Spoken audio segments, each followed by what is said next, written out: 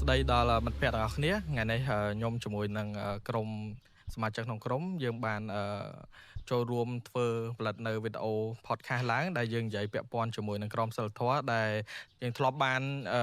សិក្សាជាមួយនឹងម៉ោងលោកគ្រូសុភារួចហើយចឹងហើយក៏ថ្ងៃនេះយើងលើក topic មួយយកមកនិយាយពាក់ព័ន្ធមួយក្រុមសិលធម៌នៃការរចនា graphic ឬក៏រចនារូបភាពហើយមុននឹងចូលដល់ topic ឬក៏ប្រធានបទពិស្ដាខ្ញុំសូមអនុញ្ញាតណែនាំខ្លួនជាមុនសិនខ្ញុំបាទឈ្មោះសុខនសវណ្ណរិទ្ធហើយផ្ដើមចេញពីវីដេអូឈ្មោះស៊ីមីរៈខ្ញុំបាទឈ្មោះទេពសារាវុធខ្ញុំបាទឈ្មោះសមនរដ្ឋីខ្ញុំបាទឈ្មោះយងតែខេមរិនខ្ញុំបាទឈ្មោះហៅលហុតបាទពួកខ្ញុំទាំង7នាក់គឺមូលមតិគ្នាដើម្បីផលិតជាវីដេអូក្នុងនៃប្រភាសាឬក៏វែងញែកខ្លះក្នុងប្រធានបទក្រមសីលធម៌នៃការរចនារូបភាពជាដំបូងពួកខ្ញុំសូមអធិស្ឋានទុកមុនដោយសារតែពួកខ្ញុំមិនជាអ្នកជំនាញនៅក្នុងការធ្វើការផ្នែកផ្លូវច្បាប់ឬក៏ផ្នែកជាមន្ត្រីខាងផ្នែកក្រមសីលធម៌ទេវាគ្រាន់តែជាការយល់ឃើញពីការបានសិក្សាកន្លងមកពាក់ព័ន្ធជាមួយនឹងមុខវិជ្ជានៃក្រមសីលធម៌ហើយពួកខ្ញុំចែករំលែកខ្លះពីអ្វីដែលពួកខ្ញុំបាន research ឬក៏សិក្សាហើយពួកយើងបានយល់បានប៉ុណ្ណាអាហ្នឹងperspective រៀងខ្លួនអញ្ចឹងអាចនឹងមានកំហុសឆ្គងអញ្ចឹងសូមលោកគ្រូជួយបំពេញបន្ថែមពាក់ព័ន្ធជាមួយនឹងករណីថាបើសិនជាខុសឬក៏មានកំហុសឡើយណានិយាយអត់បានច្បាស់ហើយដោយសារតែ podcast នេះយើងនិយាយកុំឲ្យវាតានតឹងពេកកុំឲ្យដូចជារៀបចំខ្លាំងពេកចឹងខ្ញុំសូមអនុញ្ញាតនិយាយធម្មតាលក្ខណៈដែលយើងជជែកគ្នាលេងទៅពាក់ព័ន្ធជាមួយនឹងប្រធានបទហ្នឹងព្រោះដោយសារតែយើងធ្លាប់បានឃើញច្រើនហើយការរចនារូបភាពហ្នឹងគ្រប់គ្នាដែលប្រើប្រាស់បណ្ដាញសង្គមគឺសិតតែបានឃើញនៅក្នុងបណ្ដាញសង្គមគេមានជា poster ជា banner ជាអីផ្សេងហ្នឹងគឺសិតតែធ្វើឬក៏ផលិតឡើងដោយអ្នករចនាគេហៅអ្នក graphic designer អញ្ចឹងទៅប៉ុន្តែយើងមកលម្អិតបន្ថែមពាក់ព័ន្ធមួយថាតើពួកគាត់ត្រូវតែមានគេខ្លះដើម្បីខ្លាយទៅជាអ្នករចនាមួយដែលល្អគេហៅថា professional អញ្ចឹងទៅហើយខ្ញុំមានសំណួរឬក៏ case ខ្លះដែរនៅក្នុងប្រធានបទមួយហ្នឹងចឹងចង់សួរគ្នាយើងពាក់ព័ន្ធជាមួយនឹងថាតើការរចនារូបភាពមានន័យថាអ្នក graphic designer ហ្នឹងគាត់គួរតែមានអីគេដើម្បីគេហៅថាជាក្រមសីលធម៌ផ្ទាល់ខ្លួនរបស់ពួកគាត់ហ្មងខ្ញុំចង់បានចម្លើយចេញពីអ៊ីហុងមុនគេមើលថាអ៊ីហុងយល់យ៉ាងណាព្រោះក្រមសីលធម៌របស់អ្នករចនារូបភាពតើមានអីគេខ្លះអញ្ចឹងបាទអរគុណសម្រាប់សំណួរតើអ្វីទៅគឺជាក្រមសីលធម៌នៃរចនា graphic ហ្នឹងហើយជាដំបូងយើងត្រូវយល់និយមន័យសិនក្រមសីលធម៌នៃការរចនា graphic គឺជាគោលការណ៍ណែនាំខាងសីលធម៌និងវិជ្ជាជីវៈហ្នឹងហើយដែលបងប្អូនខាងប្រកបមុខរបរខាង graphic designer គួរតែប្រកាន់ភ្ជាប់ភ្ជួននៅក្នុងហ្នឹងគឺមានការគោរពភាពស្មោះត្រង់និងទំនួលខុសត្រូវចំពោះសង្គមអូខេអរគុណច្រើនហើយទន្ទឹមនឹងហ្នឹងយើងដឹងថាដើម្បីឲ្យអ្នក graphic របស់យើងហ្នឹងគាត់មានក្រមសីលធម៌មានអីគេភាពស្មោះត្រង់ហើយទំនួលខុសត្រូវក្នុងសង្គមមួយទៀតការគោរពអញ្ចឹងទៅហើយនៅក្នុងហ្នឹងយើងមានបែងចែកជា 4-5 ចំណុចធំទៀតហើយខ្ញុំចង់ដឹងថាតើការ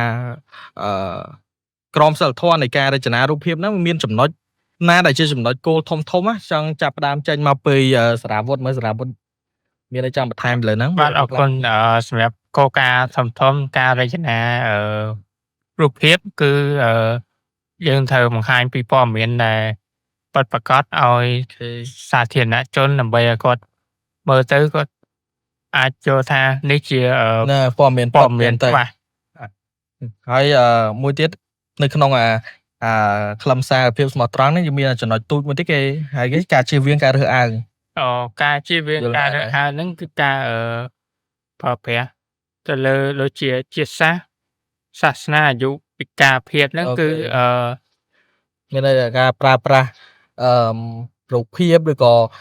ខ្លឹមសារណាមួយយើងអត់មានទៅរើសអើងឬក៏ទៅវាយប្រហារដល់អ្នកណាគេរើសអើងសាសនាពូជអំបូរឬក៏ស្ពណ៌សម្បល់អីយើងអត់ជៀសវាងអាហ្នឹងកុំឲ្យកើតមានឡើងតែអញ្ចឹង អានេះចំណុចទី1អញ្ចឹងសរុបមកវិញមានន័យថាចំណុចទី1គឺយើងនិយាយពីការទទួលខុសត្រូវលើខ្លឹមសារនិងភាពស្មោះត្រង់ បាទ អាហ្នឹងគឺជាអីដែលអ្នករចនារូបភាពឬក៏អ្នក graphic designer យើងគួរតែមានចំណុចទី2ចង់សួរទៅវិរៈមើលវិរៈយល់ណាចំពោះចំណុចទី2តើវាមានអីគេខ្លឹមសារបែបណា ចំណុចទី2ពាក់ព័ន្ធទៅលើការគោរពសិទ្ធិបទគោរពសិទ្ធិបញ្ញត្តិនិងភាពដើម បែប អញ្ចឹង បែបដែរ វាមាន2ចំណុចពាក់ព័ន្ធនឹងចំណុចធំនេះគឺវាគឺការរក្សាសិទ្ធិនិងភាពដើមគឺយើងក្នុងនាមយើងជា graphic designer គឺយើងមិនត្រូវលួចចម្លងទៅលើស្នាដៃរបស់ អូខេ បុគ្គលផ្សេងដែលគាត់ជា owner របស់ស្នាដៃហ្នឹងម្ចាស់ចាស់ស្នាដៃហ្នឹងអញ្ចឹងទៅ ហ្នឹង យកអត់គួរលួចចម្លង ដូចជាការលួចទៅលើ font អូខេ លួចទៅលើ element ផ្សេងៗដែលគាត់បានបង្កើតមក យល់ លួចទៅលើរូបភាពទៅលើក្នុងទៅរូបភាពដែល អត់មានការអនុញ្ញាតណា ហ្នឹងហើយ ហ្នឹងហើយយើងយកមក ដូច ប្រើ ជារូប ប្រាស់ ភាពក្នុង website ជាដើម អូខេ តែវាមាន watermark របស់ owner ណាមួយចឹងហ្នឹងគឺវាខុសច្បាប់ហើយទី2គឺបើសិនជាយើងចង់បានអីមួយឲ្យជាខ្លួនឯងគឺយើងត្រូវរៀនចេះច្នៃប្រឌិតវាដោយខ្លួនឯងហ្នឹងហើយ ខ្លួនឯងមកធ្វើវាជារបស់ដែលយើងអាចប្រើប្រាស់ បាន ក្នុងការងាររបស់យើងតខ្លួនហ្មងអញ្ចឹងអត់មានត្រូវការសុំការអនុញ្ញាតពីណាគេ ហ្នឹងហើយ អញ្ចឹងគេថាចំណុចទី2អូខេហើយដល់ចំណុចទី3យើងនិយាយពី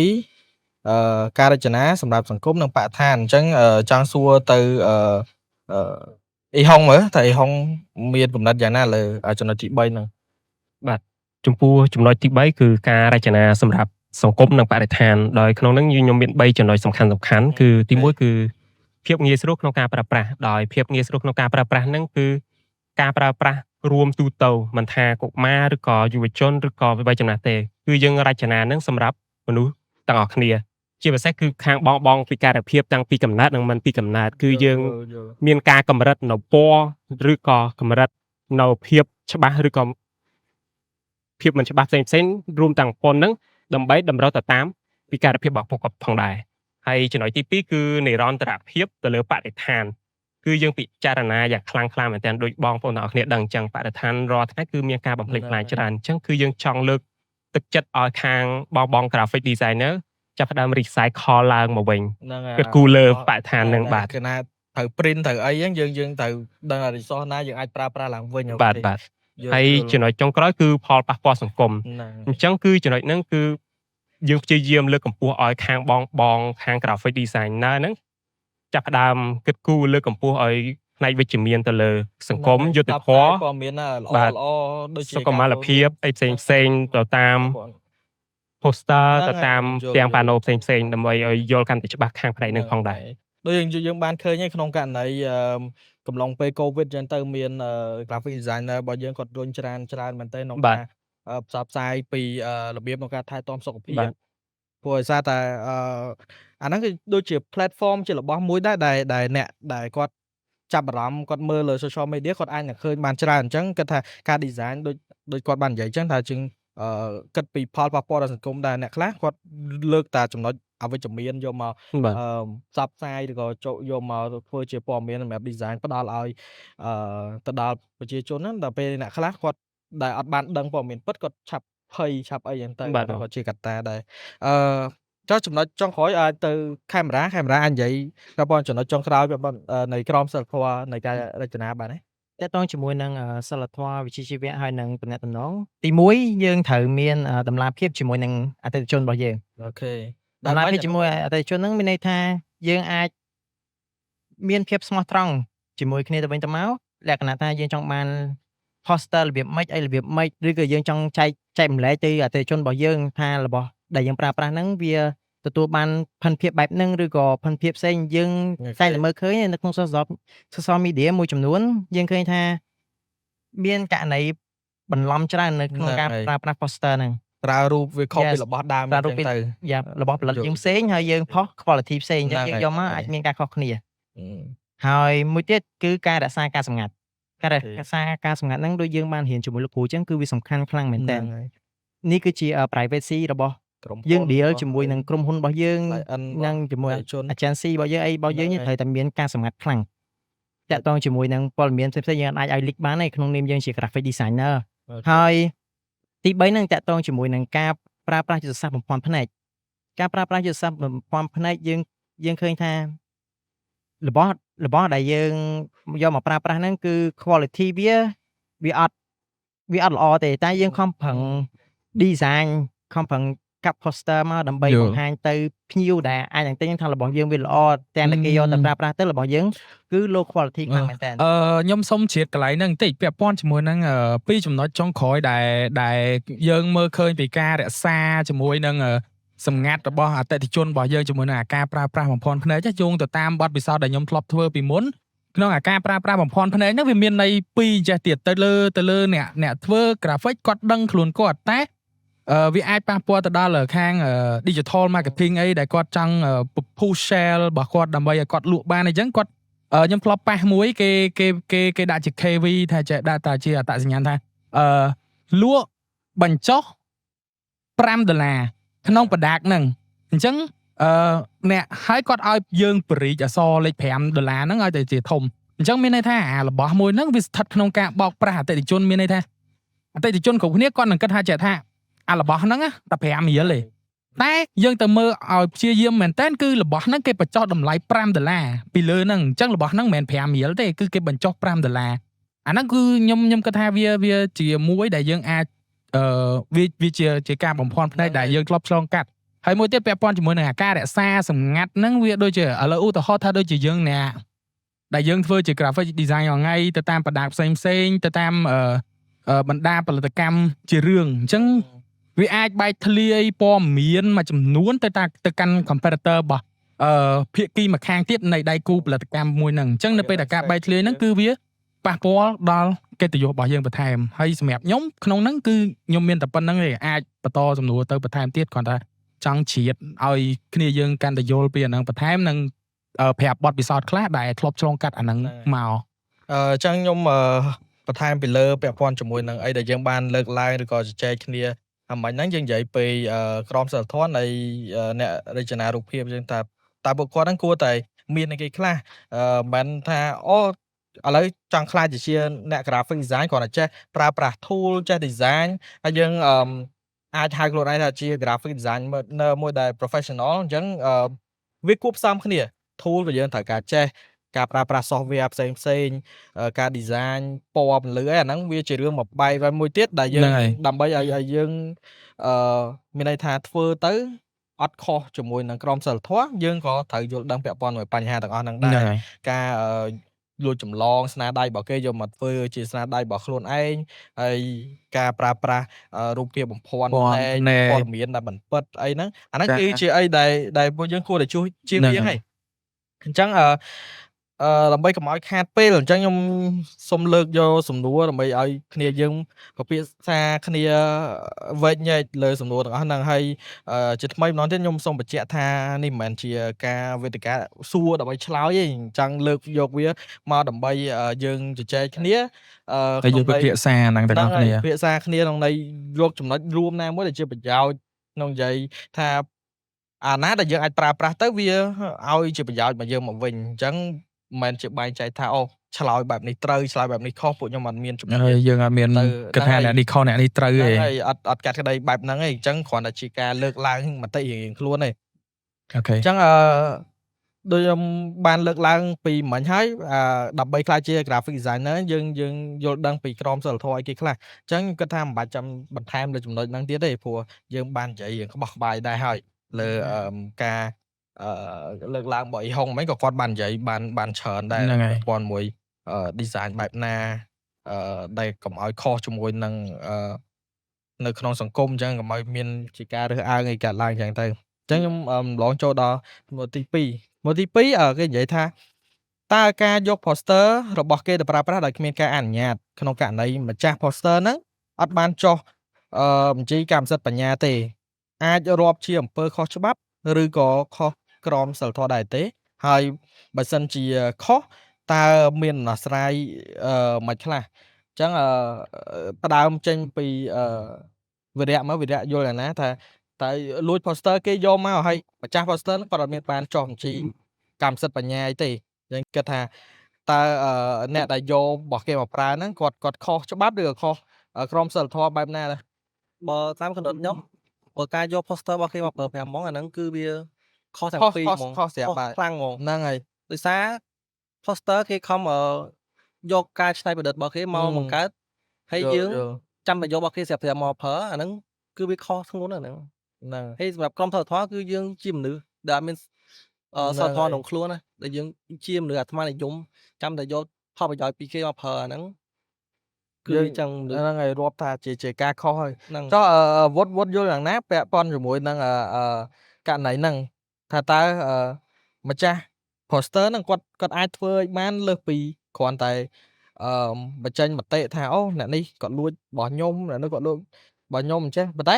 ដល់ពេលទៅរកខាងផ្លូវច្បាប់មិនដឹងតែជួយបែបណាដោយសារតែយើងអត់បានចុះបញ្ជីចុះកម្មសិទ្ធិបញ្ញាទេ បាទ ទៅ អញ្ចឹងសម្រាប់ខ្ញុំផ្ទាល់ខ្ញុំធ្លាប់ធ្វើខាងគេហៅវីដេអូ visual មួយចឹង ហ្នឹងហើយ អញ្ចឹងរាល់ការខ្ញុំធ្វើខ្ញុំដូចវិរៈមិញគាត់ថាអញ្ចឹងគាត់ចំណាយពេលច្រើនដើម្បីបញ្ចេញអាហ្នឹងមួយចឹងអញ្ចឹងពេលដែលថ្ងៃណាមួយគាត់ចូលពីរបស់យើងតែគាត់មានសុំការអនុញ្ញាតពីយើងនេះអញ្ចឹងទាំងពីរគឺខុសពីរអញ្ចឹងយើងអត់មានបញ្ចុះជីអីតាមផ្លូវច្បាប់អីទេគ្រាន់តែជានៅក្នុង social media អី platform ផ្សេងៗគ្នាទាំងអស់អញ្ចឹងពេលដែលគាត់ចាប់កំហុសហ្នឹងបានអញ្ចឹងអ្នកលួចពីរបស់ខ្ញុំគឺគាត់នឹងឆាត់មក direct ថាបងខ្ញុំអាចប្រើ poster ឬក៏ visual ដែលខ្ញុំបានធ្វើពីមុនហ្នឹងអាចប្រើការផ្លូវការមួយគេអីចឹងអត់អញ្ចឹងបានយើងអាចចំណេះណាគ្នាមួយទៅមួយដើម្បីឲ្យគាត់យកអញ្ចឹងណាបាទ អូខេតើ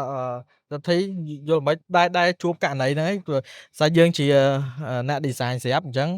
ករណីទាំងអស់ហ្នឹងយើងធ្លាប់ជួបច្រើនអញ្ចឹងហើយ យល់ បើជួបហ្នឹងជួបករណីរបៀបមិនខ្លះអាចស្តៀងឬក៏ប្រហែលហ្នឹងអាចលើកជាបទពិសោធន៍អីចែកម្លែកបានទេ ហ្នឹងហើយសម្រាប់ខ្ញុំវិញភាគច្រើនអីដែលការដែលប្រើប្រាស់យើងក្នុងនាមយើងជាប្រើ graphic design ម្នាក់ហើយក្នុងការយក poster របស់គេយកមកធ្វើជារបស់ខ្លួនឯងគឺវាខុសបាត់ទៅហើយ ហ្នឹង វាខុសបាត់ទៅហើយព្រោះដោយសារក្នុងនាមយើងជា graphic design ម្នាក់យើងជា graphic គឺយើងប្រើគំនិតប្រើ creative របស់យើងទៅដើម្បីបង្កើតអារបស់មួយហ្នឹងដើម្បីឲ្យវាចេញជារូបរាងមកតែ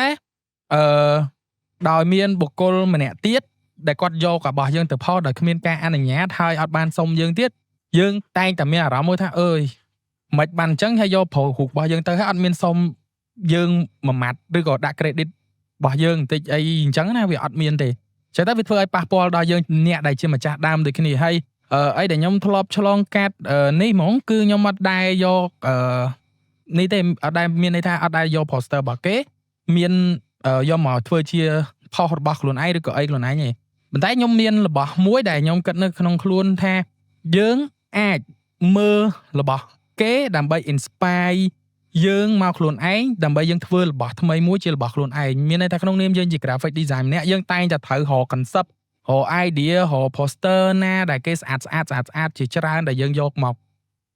inspire នៅលើ poster របស់យើងអញ្ចឹងខ្ញុំនៅតែនិយាយថាករណីជាប់មាត់ចង់ថានៅករណីដែលយើងយក poster របស់គេយកមកធ្វើជារបស់ខ្លួនឯងគឺវាខុសបាត់ហើយវាខុសហើយ អូ យ៉ាងណា អញ្ចឹងខ្ញុំសូមបកស្រាយរឿងតាក់ទងមួយករណីផ្នែកច្បាប់ អូខេ អញ្ចឹងមានមតិខ្លះគាត់ថាផ្នែកច្បាប់ហ្នឹងគឺអត់ខុសទេដោយសារអត់បានចុះបញ្ជី បាទចំជី អញ្ចឹងដោយសារយើងបានស្រាវជ្រាវមើលបានន័យថានិយាយទៅ poster យើងដែលយើងធ្វើទៅបញ្ចេញទៅឲ្យសាធារណជនមើលហើយហ្នឹងបានន័យថាវាទទួលបានការការពារបាត់ទៅហើយ យល់ មិនតម្រូវឲ្យយើងដល់ថ្នាក់ទៅចុះបញ្ជីជាមួយរដ្ឋាភិបាលអីទេអញ្ចឹងវាទទួលបានការការពារអីអញ្ចឹង ហ្នឹងហើយ ការចុះបញ្ជីចុះអីហ្នឹងវាគ្រាន់តែជាផ្នែកមួយបានន័យថា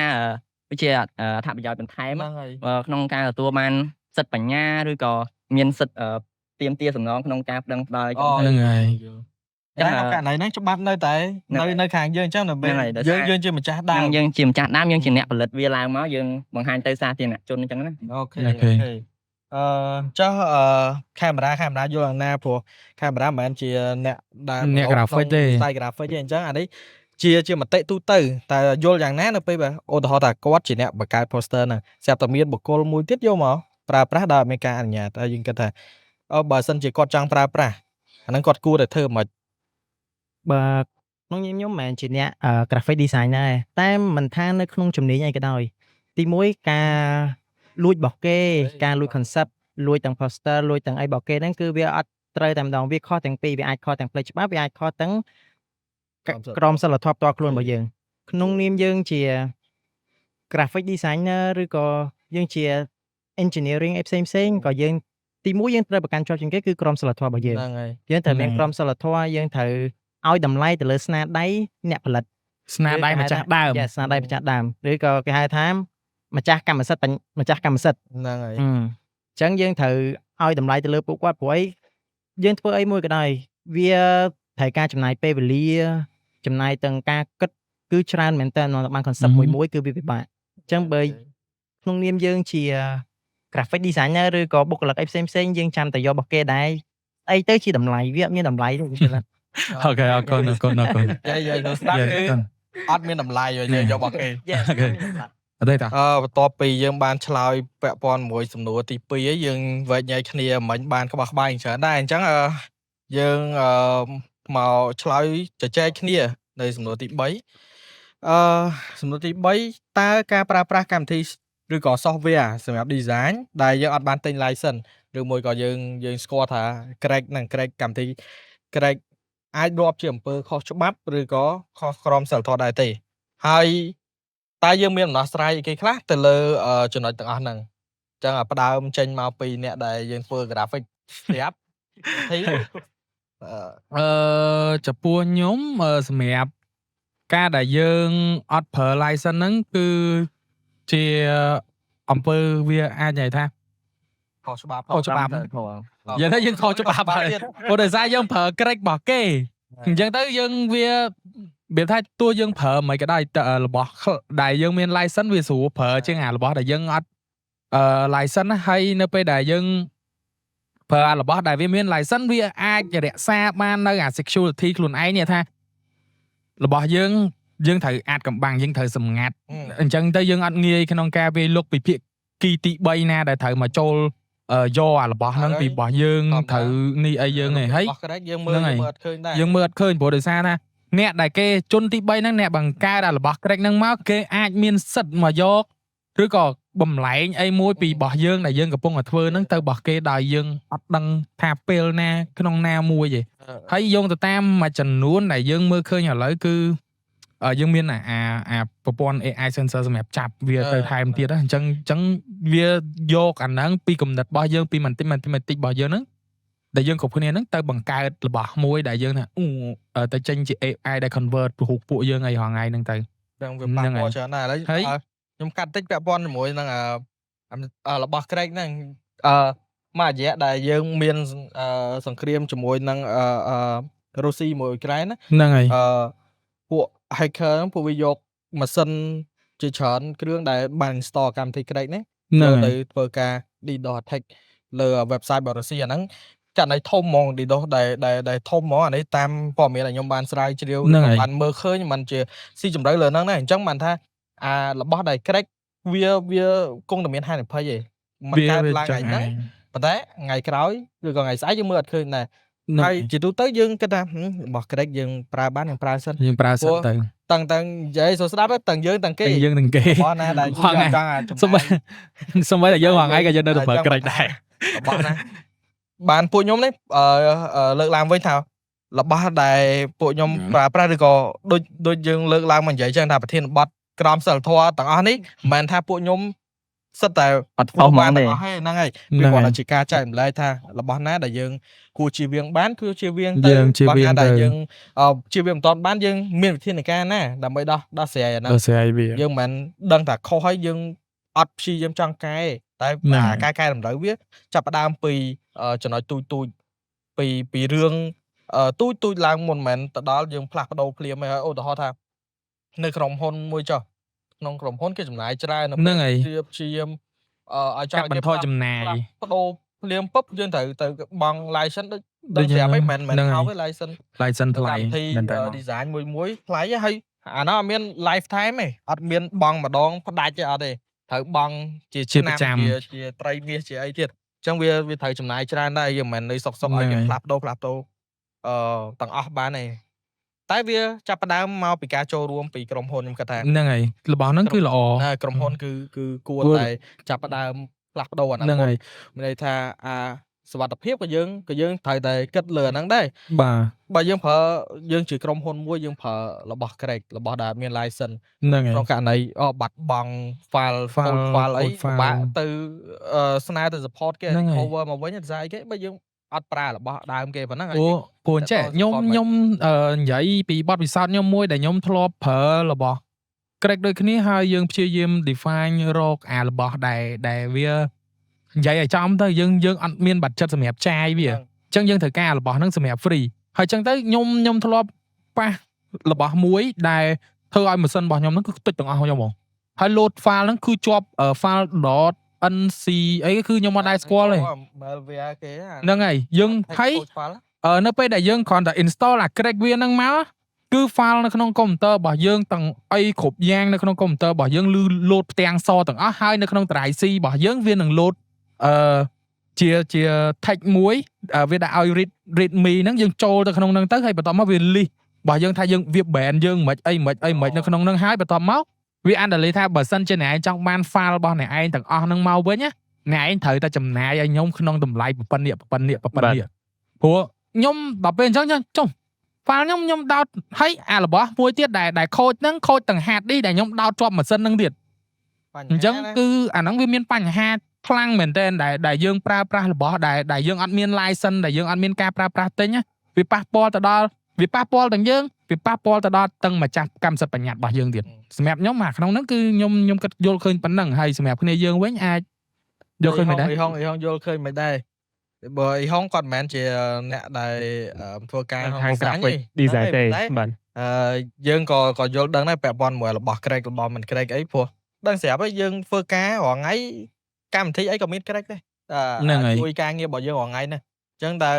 យល់យ៉ាងណាបើសិនជាគេប្រើប្រាស់របស់ដែល crack ហ្នឹងហើយជាមួយនឹង license វាខុសគ្នាមិនព្រោះហងគាត់ធ្វើការនៅកន្លែងខ្លាញ់ដែរណាអញ្ចឹង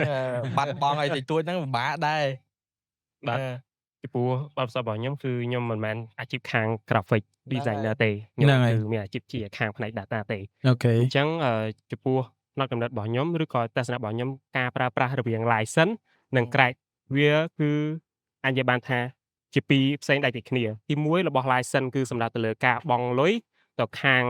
ម្ចាស់ដើមដើម្បីទទួលបាននូវសេវាកម្មផ្សេងៗឬក៏ support ឬក៏ tool ផ្សេងៗក្នុងការធ្វើការងារទៅលើ tool មួយហ្នឹងតែរបស់ crack គឺជាមានភាគី third party មួយទៀតគឺគាត់បានទៅ crack របស់ម្ចាស់ដើមដើម្បីអាចអនុញ្ញាតឲ្យយើងអាចប្រើប្រាស់បានតែចំណុចនេះដូចទីបានបកស្រាយហើយអញ្ចឹងគឺគាត់បានបកស្រាយបោះក្បាយហើយតែខ្ញុំមានចំណោទមួយគឺត្រង់និយាយបានថាចុះបើខាងស្ថាប័នគាត់ដែលគាត់ទៅតែ start up ហើយគាត់មាន team graphic designer គាត់អត់មាន team អត់មានបាត់ចិត្តធំដូចខាងស្ថាប័នដូចរដ្ឋាភិបាលលើកឡើងមកទេហ្នឹងហើយអញ្ចឹងរដ្ឋាភិបាលអាចមានជា tool អីក្នុងការណែនាំឬក៏ share ចែករំលែកជា tool ដែលអាចនិយាយបានថាវាមានតម្លៃធូរថ្លៃហើយឬក៏ជារបស់ free ទៅកាន់ស្ថាប័នដែលគាត់ទើប start up ទៅលើផ្នែកហ្នឹងហើយជាទូទៅរបស់នៅក្នុងរបស់យើងហ្នឹងបើសិនជាគិតពីសាច់សម្រាប់ក្រុមហ៊ុនកម្មវិធី design ដែលយើងរាល់ថ្ងៃជាទូទៅអ្នក design ហ្មងគឺយើងប្រើ Adobe ប្រើរបស់ក្រុមហ៊ុន Adobe អញ្ចឹងក្នុងក្រុមហ៊ុន start up ដែលគាត់អត់ទាន់បានចុះតឹងអាញាបានគាត់អត់ទាន់អីយើងអាចប្រើប្រាស់របស់ crack នឹងបានដូចគ្នាដែរអាហ្នឹងវាជា worldwide ហើយនៅប្រទេសណាក៏មានដែរវាមិនចាំបាច់ថាតើយើងបង់ទេប៉ុន្តែគ្រាន់តែនៅក្នុងហ្នឹងយើងមានបើសិនជាគិតពីក្រមសីលធម៌មានន័យថាយើងខុសក្រមសីលធម៌ដែរហើយខុសច្បាប់ដូចគ្នាហើយសម្រាប់បើពាក់ព័ន្ធជាមួយនឹងការ design ទៅលើ material ផ្សេងៗ website មួយចំនួនដែលយើងអាច inspire ពីគាត់បានដូចជា Pinterest Behance អីចឹងដែលយើងអាចមើលទៅយើង inspire ប្រភពកំណត់របស់យើងឲ្យធ្វើរបស់ថ្មីមួយវិញទៀតដូចជា website ដែលយើងអាច download ជា vector ដែលគេមានន័យថារបស់ហ្នឹងគាត់ដាក់ឲ្យគ្នាយើងអ្នក design start up សម្រាប់ប្រើប្រាស់គាត់ជាការចែករំលែកអញ្ចឹងយើងវាអាចមានដូចជា website free page មាន website មួយចំនួនទៀតនៅក្នុងហ្នឹងដែលយើងអាចប្រើប្រាស់បានហើយនៅពេលដែលយើងអាចថាអូខេយើងឡើង level អញ្ចឹងទៅយើងអាចឆាជាអីបន្ថែមពីលើនឹងបន្ថែមទៀតអញ្ចឹងណានៅក្នុងចន្លោះហ្នឹងគឺមានប៉ុណ្្នឹង បាទអរគុណ ហ្នឹងហើយ ច្រើន ហើយនៅក្នុងនេះដែរខ្ញុំសូមជ្រាបចូល tool បន្តិចពាក់ព័ន្ធជាមួយនឹង license យល់សវណ្ណរិទ្ធយល់យ៉ាងណាដែរចំពោះខ្ញុំដែលខ្ញុំប្រហែលថ្ងៃនេះខ្ញុំឃើញខាងក្រុមហ៊ុន Adapt តឹមតា release ជាមួយនឹង license ថ្មីនឹងបញ្ជាបចូលហើយថាបើសិនជាយើងអាចថាយើងមានលទ្ធភាពក្នុងការបង់ license របស់គេវានឹងចំណេញអីគេខ្លះហើយនឹងមាន tool អី update សម្រាប់ការប្រើប្រាស់ license ហ្នឹងដើម្បីឲ្យចំណេញដល់យើងដូចគ្នាហើយយើងស្របច្បាប់ហើយមានក្រមសីលធម៌របស់យើងទៀត ដូចយើងដឹងស្រាប់ហើយកម្មវិធី Adobe គឺជាកម្មវិធីពេញនិយមហើយសម្រាប់អ្នក design វាមាន Adobe Photoshop ហ្នឹងហើយ មាន Premiere Pro មាន After Effects របស់ទាំងអស់ហ្នឹងសិតតែនៅក្នុងក្រុមហ៊ុន Adobe ហើយបើសិនជាយើងបង់ license យើងអាចប្រើទលំទលាយជាង ហ្នឹងហើយ ទីមួយស្រួលប្រើមួយទៀត អូខេ ហើយដែលយើងឃើញជាក់ស្ដែងហ្នឹងវា built in AI មាន ហ្នឹងហើ AI យ ហើយ AI តឹមតា release ប្រហែលថ្ងៃមុននេះគឺ មក មាន AI retouch មាន AI relight ឃើញវាធ្វើការបានល្អខ្លាំងមែនតើ អញ្ចឹងបានថាគ្រាន់តែចំណុចទូចៗយើងលើកឡើងណាមានន័យថាបើសិនជាយើងបង់ license អាហ្នឹងយើងទទួលបានផលប្រយោជន៍ចេញពី ហ្នឹងហើយ កម្មវិធីទាំងអស់ហ្នឹងហើយមួយវិញទៀតអត់ឲ្យយើងហ្នឹងខុសក្រមសីលធម៌ទៀត យល់ ហើយបើយើងគ្រាន់តែបង់យើងចំណាយហើយយើងទទួលបានអត្ថប្រយោជន៍ច្រើនជាងយើងក្រេកហើយយើងប្រើទៅវាស្របច្បាប់ ហ្នឹងហើយ recovery data ឬក៏ទិន្នន័យដែលយើងបានបាត់បង់វាស្រួលទៀតឆាតទៅ support គេក៏លឿន ហ្នឹងហើ ពេល យ អញ្ចឹងយើង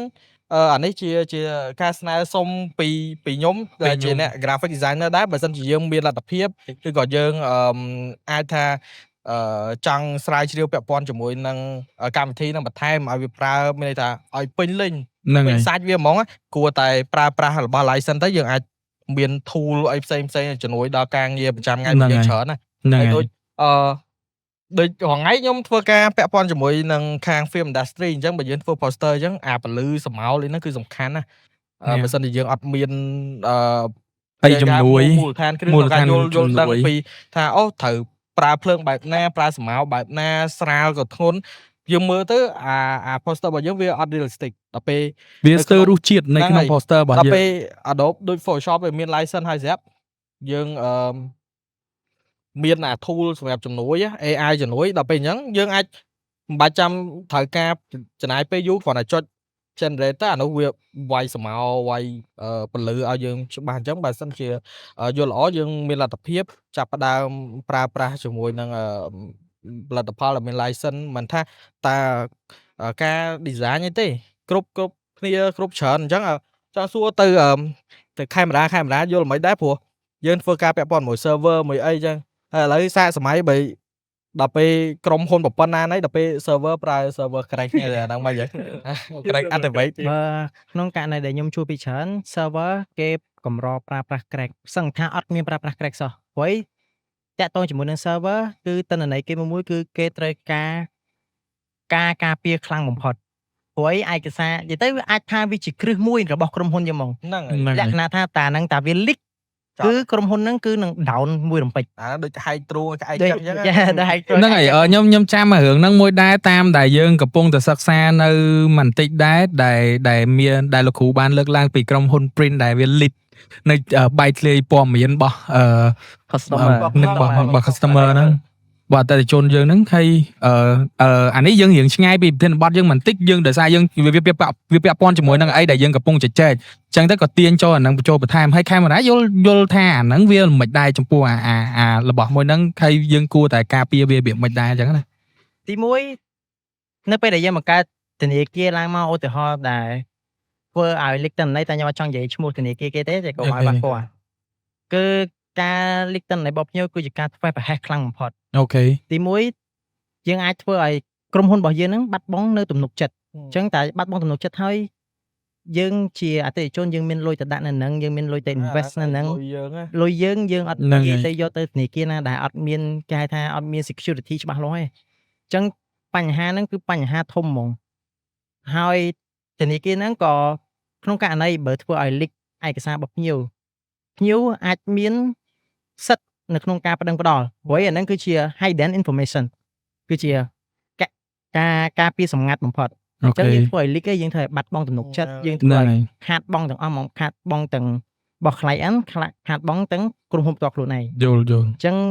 ការធ្វើប្រហែលនេះសឹងថាវាអត់គួរកើតមានឡើងទេនៅ អូ ក្នុង ខេ ស្ថាប័ន អូខេ មួយៗហ៎ យល់អូខេឥឡូវខ្ញុំសុំអាហ្នឹងប៉ុណ្ណឹងយើងវិលមកចូលប្រធានបទយើងវិញមកហើយតើវិរៈមានអីសំណួរសួរមកគ្នាយើងបន្ថែមដែលពាក់ព័ន្ធជាមួយនឹងក្រុមសិល្បៈ graphic ចឹងណា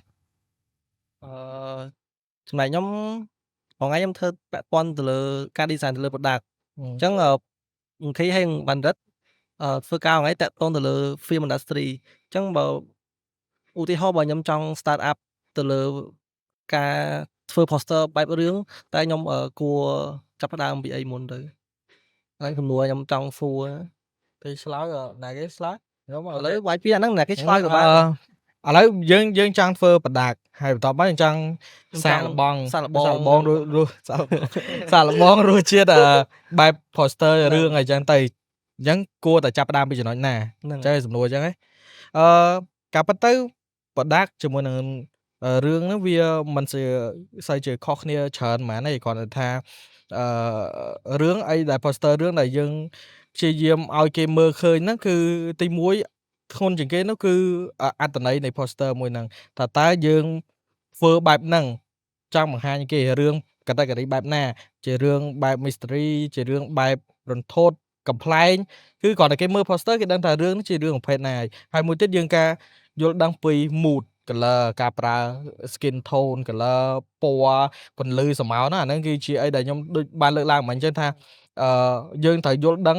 ពីអាពន្លឺស្រមោលអាកម្រិតភាពច្បាស់ depth of field ភាព blur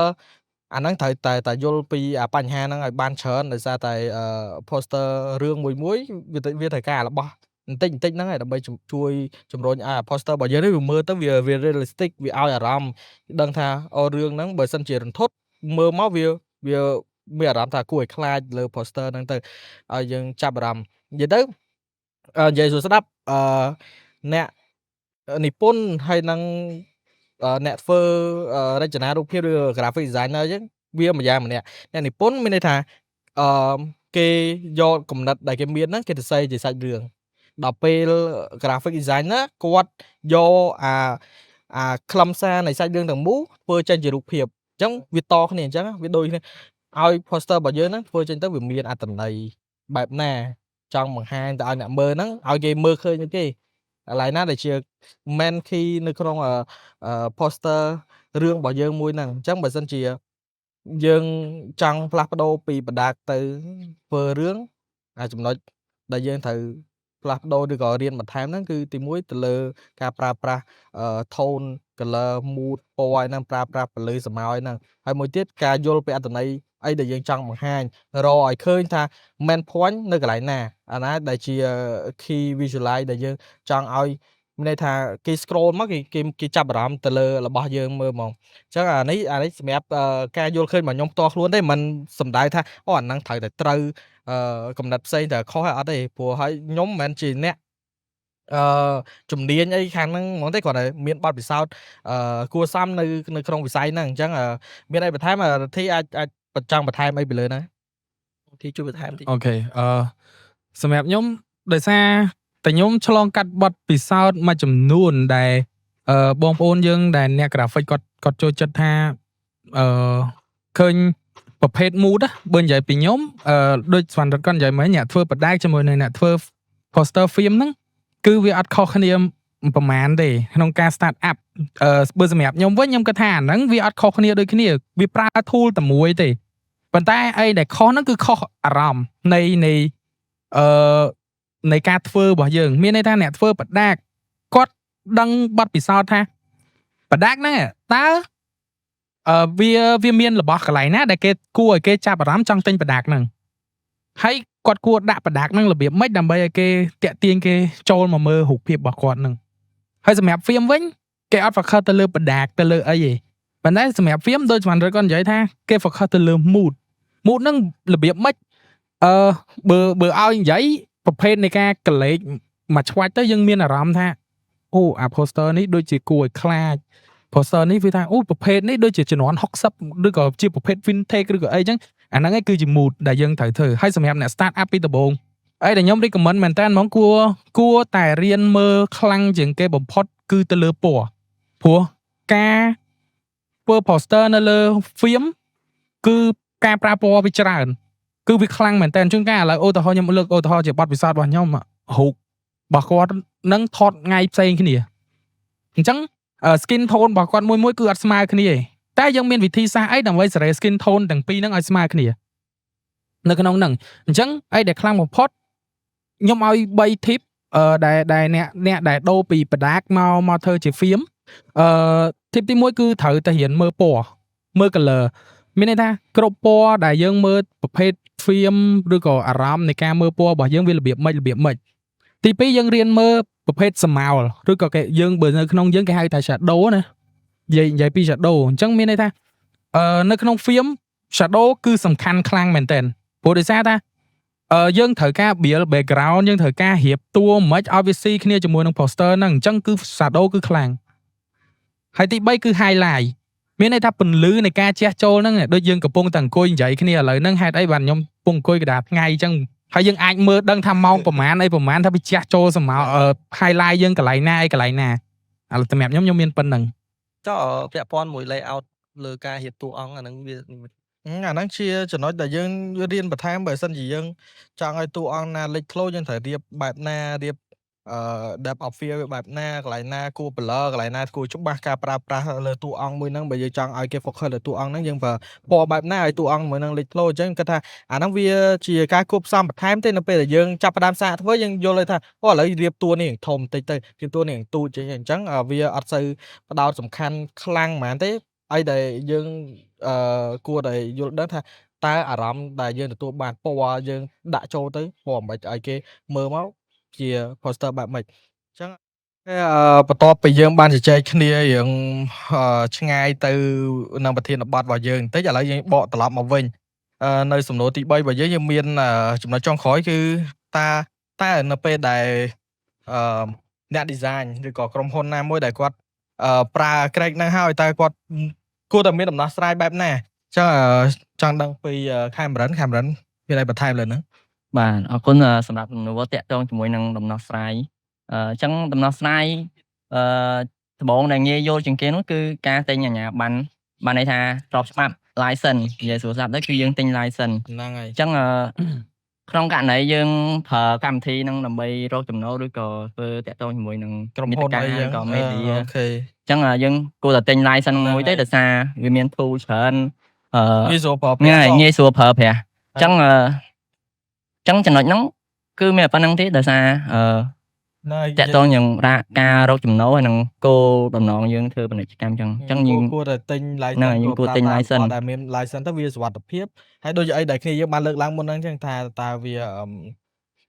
មានគុណសម្បត្តិអីខ្លះនៅពេលយើងទិញ license ចុះបន្តមកទៀតចំណុចបន្ទាប់ទៀតហ្នឹងគឺការប្រើប្រាស់កម្មវិធីជំនួសតែវាបាន free ប៉ុន្តែវាមានអត្ថប្រយោជន៍ដល់យើងអញ្ចឹងណាវាមានសមត្ថភាពក្នុងការជួយយើងច្រើនអញ្ចឹងយើងមានដូចជា GIMP អញ្ចឹងហ្នឹងវាជំនួស Photoshop ហើយនឹង Canva Inkscape Krita សម្រាប់គូហ្នឹងហើយអញ្ចឹងហ្នឹងហើយអាហ្នឹងវាស្របច្បាប់ហើយវាសម្រួលដល់យើងទៀតដោយសារយើងអត់ចំណាយអីច្រើនដែលយើងគិតថាប្រើកម្មវិធីទាំងអស់ហ្នឹងដូច Canva ដូចអីមានមតិគេលើកឡើងច្រើនតែពាក់ព័ន្ធជាមួយកម្មវិធីទាំងអស់ហ្នឹងប៉ុន្តែខ្ញុំគិតថាវាមិនសូវជាប៉ះពាល់ហ្មងទេអ្នកដែលគាត់ប្រើ Canva ក៏គាត់អាច design ខ្លួនឯងបានពេលខ្លះឧទាហរណ៍ថាគ្រាន់តែជាអាជីវកម្មទូចឬក៏គាត់អត់ចង់ចំណាយទៅគ្រាន់តែលក់ផលិតផលអីទូចគាត់ត្រូវទៅទិញ license Adobe Photoshop អីអស់ថ្លៃក្នុងមួយឆ្នាំអញ្ចឹងគាត់អាចប្រើជា Canva ប្រើអីអាហ្នឹងវាជា open source កម្មវិធី free ហើយយើងអត់មានខុសទៅក្រមសីលធម៌ខុសច្បាប់អីទេអាហ្នឹងវាបើកឲ្យយើងប្រើ free បើយើងប្រើ free ហើយចំណុចបន្ទាប់ទៀតហ្នឹងគឺការស្នើសុំអាជ្ញាប័ណ្ណអប់រំការស្នើសុំអាជ្ញាប័ណ្ណអប់រំហ្នឹងបានន័យថាបើយើងជាសិស្សឬក៏និស្សិតយើងចង់រៀនតាក់ទងជាមួយនឹងយើងចង់ចេះជាមួយនឹងកម្មវិធីហ្នឹងចង់ចេះជាមួយជំនាញហ្នឹងអញ្ចឹងយើងអាចស្នើសុំទៅសម្រាប់ការសិក្សាស្នើសុំទៅក្រុមហ៊ុនធំទៅដើម្បីផ្ដល់តម្លៃមួយដែលសមរម្យដល់យើងដូចជាការ discount អីចឹងទៅ អាហ្នឹងតាក់ទងជាមួយនឹងអាជ្ញាប័ណ្ណអប់រំហើយចំណុចចុងក្រោយហ្នឹងគឺការប្រើប្រាស់សម្រាប់ការរៀនសូត្រអញ្ចឹង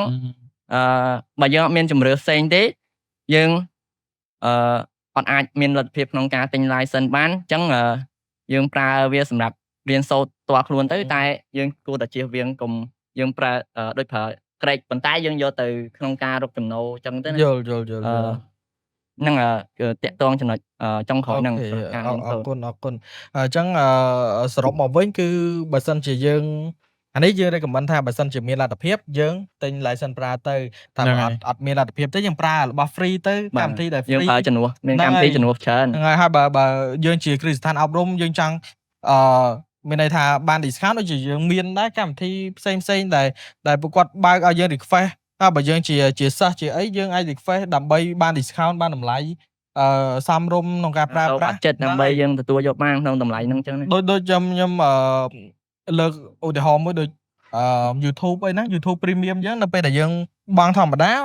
តម្លៃផ្សេងដល់ពេលយើងដាក់កាតសិស្សយើងស្នើជាសិស្សតម្លៃក៏វារៀងថោកជាងតម្លៃពេញដែរអញ្ចឹងវាល្អដែរសម្រាប់បើសិនយើងចង់ប្រើប្រាស់ដែលអត់សូវចង់ចំណាយច្រើនហើយយើងជាគ្រឹះស្ថានអប់រំអីយើងគួរតែប្រើប្រភេទអញ្ចឹងឬក៏មួយទៀតវាមាន family plan ណាប្រើជា family ជា family ណាហ្នឹងក៏ចំណាយវាមិនច្រើនទេសារនោះជាគេចែក device អញ្ចឹងបើគិតទៅវាគួរសមជាងយើងទិញដាច់ហ្មងហើយមួយទៀតដូចយើងស្នើសម្រាប់រៀនផ្ទាល់ខ្លួនអញ្ចឹងយើងចង់ research ពាក់ព័ន្ធមួយកម្មវិធីហ្នឹងចង់ចេះធ្វើកម្មវិធី design អីចឹងយើងចង់យល់ដឹងពីអាហ្នឹងយើងអាចស្នើសុំទៅគេទៅស្នើសុំទៅខាងក្រុមហ៊ុនគេនឹងមានគម្រោងបែបណាមានចង់និយាយថាអនុញ្ញាតឲ្យយើងប្រើប្រាស់បានកម្រិតណាមិនឲ្យយើងតែក្នុងន័យសិក្សាអត់ឲ្យយើងយកទៅប្រើប្រាស់ក្នុងអាជីវកម្មកម្មវិធីខ្លះយើងស្នើគេបានហើយប៉ុន្តែមាន tool ខ្លះគឺគេបិទហ្នឹងហើយឲ្យយើងប្រើទេព្រោះគេខ្លាចយើងយកទៅរកចំណូលរកអីផ្ទាល់ខ្លួនអញ្ចឹងហ្នឹងស្រាប់ណាអរគុណច្រើនហើយបើយើងនិយាយពាក់ព័ន្ធជាមួយនឹងរបស់ license ហើយនឹងរបស់ crack អញ្ចឹងវិរៈដូចគាត់រងថ្ងៃឥឡូវកំពុងតែប្រើ Adobe ដែល license ហ្មងប្រើដែល license ដល់អញ្ចឹងចង់ឲ្យវិរៈចែកម្លែកបទពិសោធន៍បន្តិចបានទេថាពីមុនយើងធ្លាប់ប្រើ crack ដែរអញ្ចឹងចង់ដឹងថា crack ជាមួយនឹង license ហ្នឹងវាខុសគ្នាមិនហើយមានភាពងាយស្រួលមិនខ្លះ បើតាមបទពិសោធន៍ខ្ញុំប្រើមួយយ៉ាងពីមុនខ្ញុំប្រើរបស់ crack ដែរតែដោយសារបញ្ហាវាមានមេរោគច្រើនធ្វើឲ្យកុំព្យូទ័រវា slow លាក់ performance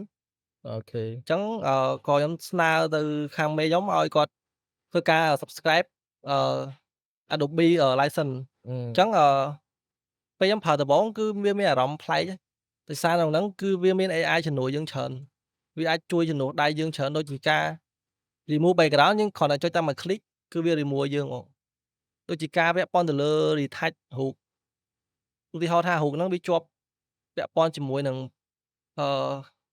ប្រឡាក់អីមួយអញ្ចឹងយើងចង់ remove អញ្ចឹងគឺយើងប្រើ retouch ទៅគឺវា generate យើង feel ឲ្យយើងស្រួលរូប scene យើងអញ្ចឹងមកចំណេញពេលទៀតហ្នឹងហើយពាក់ព័ន្ធមួយ tool ផ្សេងគឺវាជួយយើងបានច្រើនដូចជាការ generate រូបភាពការ generate background ឲ្យវាស៊ីជាមួយរូបភាពយើងគឺយើងអាចប្រើឲ្យបានច្រើនគ្រាន់តែការប្រើហ្នឹងគឺវាអស់ទៅលើ credit នៃការ subscribe យើងច្រើនដែរបើយើងប្រើច្រើនគឺ credit វាអស់តាមហ្នឹងច្រើនអញ្ចឹងគឺយើងប្រើធ្វើម៉េចឲ្យយើងមាន limit ចាំបាច់តែយើង generate បើយើងរកក្រៅបានយើងប្រើក្រៅទៅអូខេហើយចំពោះការ store file គឺវាមាន cloud ឲ្យយើង store ក្នុង cloud គឺវាអាចជួយកាត់បន្ថយ space លើ PC របស់យើងហើយវាមានសុវត្ថិភាពជាងដល់ពេលដែលយើងខូចពាក់ព័ន្ធជាមួយនឹង Windows អញ្ចឹងទៅគឺ file យើងគឺនៅ store លើ cloud អូខេយើងមានបញ្ហាផ្សេងអញ្ចឹងយើងអាចឆាតទៅ customer service របស់គេបានគេ reply យើងលឿនឥឡូវដូចពីមុនទេដោយសារឥឡូវគេ update ច្រើនមនុស្សថា reply យើងមិនមែន AI ដូចមុនទេអញ្ចឹងវាចំណេញដែរទីមួយយើងចំណេញ spec កុំព្យូទ័រយើងវាមិនសូវធ្វើការធ្ងន់ផងតែ store ក្នុង cloud ក៏បែបអាហ្នឹងល្អដោយសារតែដឹងស្រាប់ឯ laptop ឬក៏ម៉ាស៊ីនយើងឥឡូវមិនសូវជាផ្ទុក file ធំនៅក្នុងម៉ាស៊ីនទេតែមានបញ្ហាមានមេរោគអីចូលទៅគឺខូច file ហើយខ្លះវាអាចក្រេកទៅ crash Windows ទៅយើងហានិភ័យដែរហើយបើយើង store នៅក្នុង cloud ស្រួលឧទាហរណ៍ថាម៉ាស៊ីនមួយនឹងមានបញ្ហាឬក៏យកបានយកមកប្រើមួយយើងប្រើម៉ាស៊ីនអ្នកផ្សេងក៏ lock ចូល cloud យើងទៅយើងអាចប្រើបានអញ្ចឹងវាជួយច្រើនហ្នឹងគឺយើង subscribe family plan ចឹងយើងប្រើ Gmail main មួយដើម្បីយើង subscribe អាហ្នឹងហើយសម្រាប់ចែកទៅលើបុគ្គលិកដែលជាអ្នក designer ចឹងយើងគ្រាន់តែ login Gmail ទៅយើងប្រើបានហើយចឹង Gmail យើងប្រើរួមតែការងារយើងអាចធ្វើផ្សេងគ្នាក្នុងពេលតែមួយបាន អូខេ គ្រាន់តែវាអាច store file ហ្នឹងបានយើងតែមួយពាក់ព័ន្ធក្នុងហ្នឹងគឺវាមានច្រើនពាក់ព័ន្ធលើ font វាមានច្រើនយើងស្រាប់ដោយសារ font Adobe វាមានរាប់ពាន់ font ហើយយើងចង់បាន font អីយើងចំណាយពេលអូសមើលតែវាចែកជា category យើងដែរ font បែបម៉េចគឺវាដាក់ឈ្មោះយើងអញ្ចឹងយើងចុចតាម category ទៅយើងអាចរកងាយស្រួលគ្រាន់តែ font ខ្មែរគឺអត់ទាន់ support ទេគឺយើង down ពីក្រៅទៅដែរតែពេល down យើងមើលដែរអាណា free កុំយករបស់គេហ្នឹងខុសច្បាប់ អូខេល្អមែនតើពាក់ព័ន្ធជាមួយនឹងការលើកឡើងរបស់វិរៈអញ្ចឹងយើងថងថ្លៃហ្នឹងគិតថាប្រើ license យើងចំណាយបង់ជាឆ្នាំជាអីប៉ុន្តែបើយើងគិតឡើងវិញថាlicense ជាមួយ Craig ហ្នឹងគឺវាផ្ដល់ប្រយោជន៍ឲ្យយើងខុសពីយើង Craig អា license ហ្នឹងគឺមានប្រយោជន៍ច្រើនហើយវាសុវត្ថិភាព ហ្នឹងហើយ ហើយមួយទៀតយើងអត់មានល្មើសក្រមសីលធម៌ក៏ដូចជាល្មើសទៅលើករណីផ្លូវច្បាប់រំលោភលើបទកម្មសិទ្ធិបញ្ញា តែ របស់អ្នកទេ តែមានមួយចំណុចទៀតអាហ្នឹងគ្រាន់តែគុណសម្បត្តិឯងខ្ញុំនិយាយធូរៗ ហ្នឹងហើយ តែប៉ុនមួយគុណវិបត្តិគឺពេលខ្លះយើង generate វាទៅគឺវាអត់ដូចអីយើងចង់បានទេគឺវាអាចចេញជាអីផ្សេងដែលយើងសរសេរប្រំទៅគឺវាអាចចេញជាផ្សេងទៅ តែវាគ្រាន់បើជាងយើងបើយើងប្រើ Craig យើងចេះតែបានប៉ុណ្ណឹង ហ្នឹងហើយ វាតែគ្រាន់បើជាងយើងប្រើ Craig ដែរហ្នឹង តែឥឡូវប្រហែលគេ update AI ល្អជាងមុនយើង ហ្នឹងហើយ គឺវាងាយស្រួលពីមុនបើតាមខ្ញុំប្រើចាក់ស្ដែងនៅពេលខ្ញុំចង់ select subject មួយចឹងគឺពេលយើង select ទៅគឺវា select ទាំងអស់ហ្មងវាអត់ focus អាណាមួយយើងទេបើយើងចង់ select វិញយើងប្រើអា quick select full fix select ដើម្បី select តតែវាពិបាកដែរអាពេលខ្លះនិយាយទៅអ្នកខ្លះគេថាគេដាក់ AI ចូលចឹងដើម្បីជួយកាត់បន្ថយ designer ជួយជំនួសចឹងតែតាមខ្ញុំគិត AI គ្រាន់តែជា tool ទេ ហ្នឹងហើយ ធម្មតាយើងអត់ប្រើ AI នៅពិបាក ដែរហ្នឹងហើយ ចឹងមិនថា AI មិនអាចជំនួសការងារយើងបានបើសិនជាយើង ចេះប្រើប្រាស់ AI យកវាមកជំនួយដល់ការងារដែលយើងធ្វើប្រចាំថ្ងៃដូចជាឧទាហរណ៍ដល់កាត់ background កាត់អីចឹងទៅយើងមិនចំណាយពេលកាត់យូរអានោះពេលកាត់ AI វាកាត់ទៅវាស្អាតជាងវាលឿនជាងចឹងទៅតែបើថាឲ្យ AI វាមកធ្វើឲ្យហ្មងយើង generate មកវាបានអីដែលយើងដូចចិត្តហ្មងវានៅតែអត់កើតអញ្ចឹងបន្ទាប់ពីយើងបញ្ចប់សំណួរទី3ហ្នឹងហើយគិតថាគ្នាយើងបានយល់ច្រើនពាក់ព័ន្ធមួយក្រមសីលធម៌នៃការរចនារូបភាពអញ្ចឹងហើយខ្ញុំមានមួយ session មួយទៀតយើងនិយាយអំពី case ដែលយើងធ្លាប់ឃើញនៅក្នុងសង្គមរបស់យើងដែលធ្លាប់កើតឡើងអញ្ចឹងខ្ញុំចង់លើកវាយកមកជជែកឬក៏វែកញែកពាក់ព័ន្ធជាមួយនឹងcase ទាំងអស់ហ្នឹងដែរហើយដោយសារតែរឿងខ្លះយើងគិតថាវាជារឿងធម្មតាប៉ុន្តែយើងគិតពាក់ព័ន្ធជាមួយក្រមសីលធម៌វិញវាមិនមែនគ្រាន់តែជារឿងធម្មតាដែលយើងគិតវាថាងាយស្រួលអត់ទេវាអាចថាពាក់ព័ន្ធដល់ផ្លូវច្បាប់អីដែរករណីហ្នឹងអញ្ចឹងសូមអានcase ដែលយើងត្រូវដោះស្រាយមានបុគ្គលល្បីម្នាក់នៅក្នុងកំឡុងពេលដែលមានសង្គ្រាមកើតឡើងជាមួយយើងនឹងប្រទេសជិតខាងហ្នឹងអញ្ចឹងនៅពេលដែលមានកងទ័ពដែលប្រកបពលីមានបុគ្គលម្នាក់ឥឡូវខ្ញុំអាចហៅថាបុគ្គលកចុះបុគ្គលកគាត់ធ្វើ poster ហ្នឹងមួយហើយគាត់ផុសទៅក្នុងបណ្ដាញសង្គមដល់ពេលបុគ្គលខហ្នឹងគឺជាបុគ្គលល្បីដែរគាត់បានយក poster ដែលបុគ្គលកនេះបានធ្វើឲ្យគាត់ផុសក្នុងបណ្ដាញសង្គមហ្នឹងគាត់យកទៅ print តមកដាក់ជាស៊ុំហើយយកទៅដាក់នៅក្នុងផ្ទះគោលបំណងគ្រាន់តែជាការគោរពឲ្យតម្លៃចឹងទេមិនជាទៅកេងចំណេញអីលើ poster ហ្នឹងទេហើយដល់ពេលម្ចាស់បុគ្គលកដែលគាត់ខំធ្វើហ្នឹងគាត់អត់សុខចិត្តដោយសារតែខាងនោះអត់មានប្រាប់គាត់មុនអត់ឲ្យដំណឹងគាត់ហើយយកមកគាត់ទៅប្រើប្រាស់ហើយ បានសុំការអនុញ្ញាត អត់ដាក់ credit ឲ្យគេទៀតដល់ពេលអញ្ចឹងបុគ្គលកគេអត់សប្បាយចិត្តហើយក៏មានមតិលើកឡើងជាច្រើនដែលអ្នកខ្លះគេគាំទ្រតែបុគ្គលកអ្នកខ្លះគាំទ្រតែបុគ្គលខគេមានហេតុផលរៀងខ្លួនហ្មងគេថាបុគ្គលកអ្នកដែលគាំទ្របុគ្គលកគេនិយាយថាមិនបានឯងមកយករបស់គេដែលគេខំធ្វើឡើងយកទៅប្រើប្រាស់មិនថានៅក្នុងន័យជាការគោរពជាអីទេប៉ុន្តែបើសិនជាយើងយករបស់គេទៅប្រើប្រាស់យ៉ាងណាក៏យើងសុំការអនុញ្ញាតគេមុនអញ្ចឹងទៅថាបងអាចយកទៅប្រើប្រាស់ក្នុងន័យបែបនេះអញ្ចឹងយើងប្រាប់គេមុនសំខាន់ឲ្យគេបានដឹងហើយមួយទៀតយើងដាក់ credit អីចឹង ហើយ ហ្នឹងហើយ អ្នកដែលគេកាន់ជើងបុគ្គលខុសគេថាអាហ្នឹងជាពេលដែលយើងទាំងអស់គ្នារួមជាធ្នង់មួយមានន័យថាយើងអត់មានពេលថាទៅសុំអ្នកនេះសុំអ្នកនោះព្រោះអាចថា poster នោះគាត់ឃើញគេ share តគ្នាឬក៏គេអ្នកខ្លះគាត់ sell យកទៅ post តគ្នាអញ្ចឹងមិនដឹងថាណាគេជាម្ចាស់ដើមអញ្ចឹងណាដល់ហើយគេថាមិនបានបុគ្គលកហ្នឹងប្រកាន់ច្រើនម៉េះគ្រាន់តែរឿងគេអត់បានដាក់ credit ឲ្យប៉ុណ្ណឹងហើយក៏កើតចេញជារឿងចិត្តកំណាញ់អីចឹងទៅព្រោះអានេះការគោរពបុគ្គលខនេះគ្រាន់តែគេផ្ដល់ជាការគោរពបានគេ print យកមកដាក់តាំងនៅផ្ទះអញ្ចឹងទៅហើយយើងចង់យកមកវេចញែកលើក្នុង podcast នេះដោយសារតែចង់ដឹងថាពីមតិទាំងអស់គ្នាវិញថាតើក្នុងករណីហ្នឹងយើងគិតថាអ្នកណាជាអ្នកត្រូវអ្នកណាជាអ្នកខុសហើយมันកំណត់ថាពួកយើងនិយាយហ្នឹងសិតតែជាការវេចញែកទៅវាត្រូវទាំងអស់ហើយយើងគ្រាន់តែតើperspective ពួកយើងការយល់ឃើញរបស់ពួកយើងម្នាក់ៗហ្នឹងយល់ឃើញបែបណាថាតើបុគ្គលកធ្វើត្រឹមត្រូវឬក៏បុគ្គលខធ្វើត្រឹមត្រូវហើយបើសិនជាក្នុងករណីធ្វើយ៉ាងណាមានដំណោះស្រាយណាជារួមមួយឲ្យពួកគាត់ទាំងពីរហ្នឹងមានន័យថាឈ្នះទាំងសងខាងអត់មានត្រូវចោតប្រកាន់ទៅលើអ្នកនេះខអ្នកនោះខហើយយើងរកចំណុចជារួមមួយអញ្ចឹងចង់ផ្ដើមចេញមកពីរទ្ធីមុនគេមកយល់យ៉ាងណាចំពោះខ្ញុំបើខ្ញុំគិតមានន័យថារបស់ដែលយើងខំប្រឹងធ្វើហើយគឺយើងតែងតែចង់ឲ្យគេគ្រប់គ្នាឃើញគេសរសើរនៅលើស្នាដៃរបស់យើងណាអូខេយើងធ្វើបានស្អាតយើងឃើញ like ច្រើនយើងអីយើងសប្បាយចិត្តហើយតែបើចំពោះខ្ញុំគិតថាអ្នកដែលគាត់យករបស់យើងទៅប្រើប្រាស់ហ្នឹងវាអត់មានអីធ្វើគាត់ខុសទេបើពី perspective របស់ខ្ញុំព្រោះដោយសារតែរបស់យើងគឺវាបានសាយភាយទៅដល់បងប្អូនយើងក៏ដូចជានៅលើបណ្ដាញសង្គមដែលគាត់ស្រឡាញ់គាត់គាំទ្រថាអូយរបស់យើងស្អាតរបស់យើងអីចឹងទៅបានគាត់ដល់ឋានៈគាត់ថាអូខេគាត់ឃើញហុកនឹងស្អាតហើយលយអញ្ចឹងគាត់យកហុកហ្នឹងដើម្បីទៅបោះ print នៅក្នុងដាក់ធ្វើជារូបដែលគាត់គួរគោរពហើយគាត់ក្រារំលឹកខ្លួនឯងថានេះនៅថ្ងៃទីប៉ុណ្នេះយើងបានជួបរឿងអីហើយនៅក្នុងកំឡុងពេលហ្នឹងហើយវាអត់មានអីដែលថាយើងត្រូវតែចាំបាច់ថាអូយើងសុំការអនុញ្ញាតពីអ្នកនេះអ្នកនោះទេព្រោះដោយសារតែនៅក្នុងហ្នឹងវានៅពេលដែលយើងផុសរូបហ្នឹងមួយវានៅលើបណ្ដាញសង្គមមួយថ្ងៃយើងត្រូវតែដឹងថាមានអាចនិយាយបានថាមានបងប្អូននៅលើបណ្ដាញសង្គមជាច្រើននៅពេលដែលមកហឹកដែលយើងមានសង្គមហ្នឹងគាត់ sell អារូបហ្នឹងយកទៅផុសតគ្នាអញ្ចឹងខាងដែលជាម្ចាស់ដែលគាត់យកទៅ print ហ្នឹងគាត់អត់ដឹងថាម្នាក់ណាដែលជានេះទេម្ចាស់ដើមទេ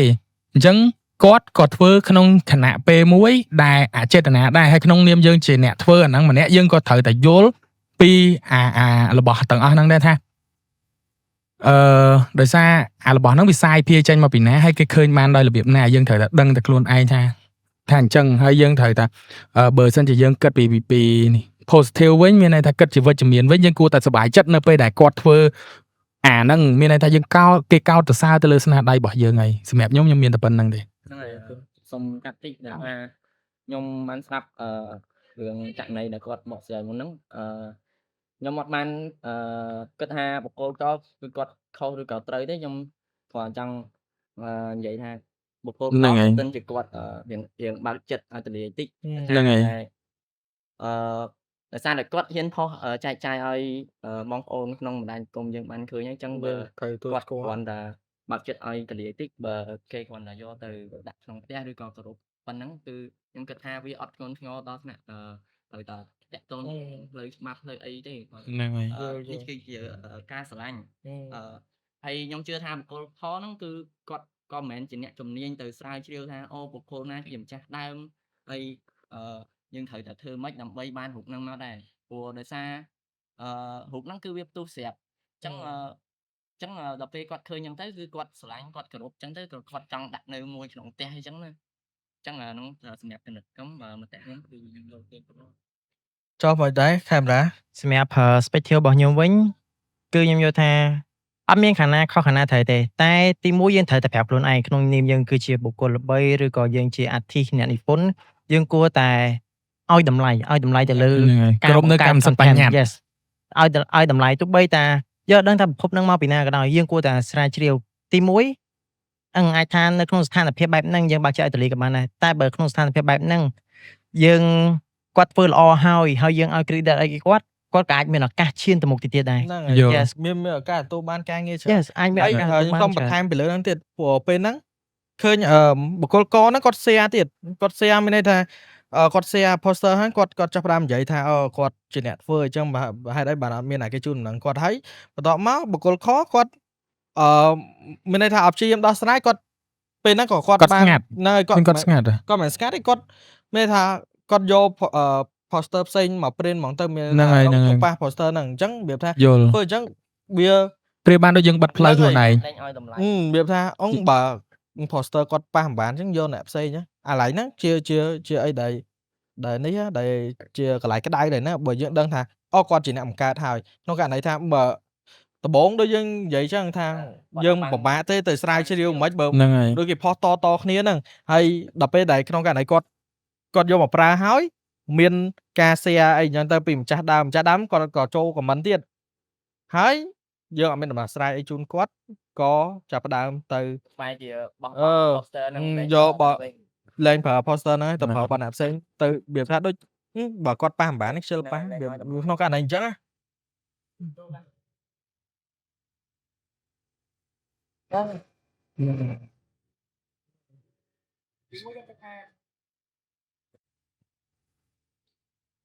នឹងយកគេអារម្មណ៍នៃគុណគឺវា ហ្នឹងហើយវាប៉ះពាល់ច្រើន បាច់ថានឹងរងដល់យើងតែខ្ញុំតែចិត្តគង់តែដល់យើងទៅធ្វើវា ហ្នឹងហើយយល់ រងនៅវិបត្តិអីខ្លះរងនៅសម្ពាធអីខ្លះយើងប្រើអារម្មណ៍ខ្លះតែពេលហើយបន្ទាប់មកគេយកបោះហើយទាំងតែគេ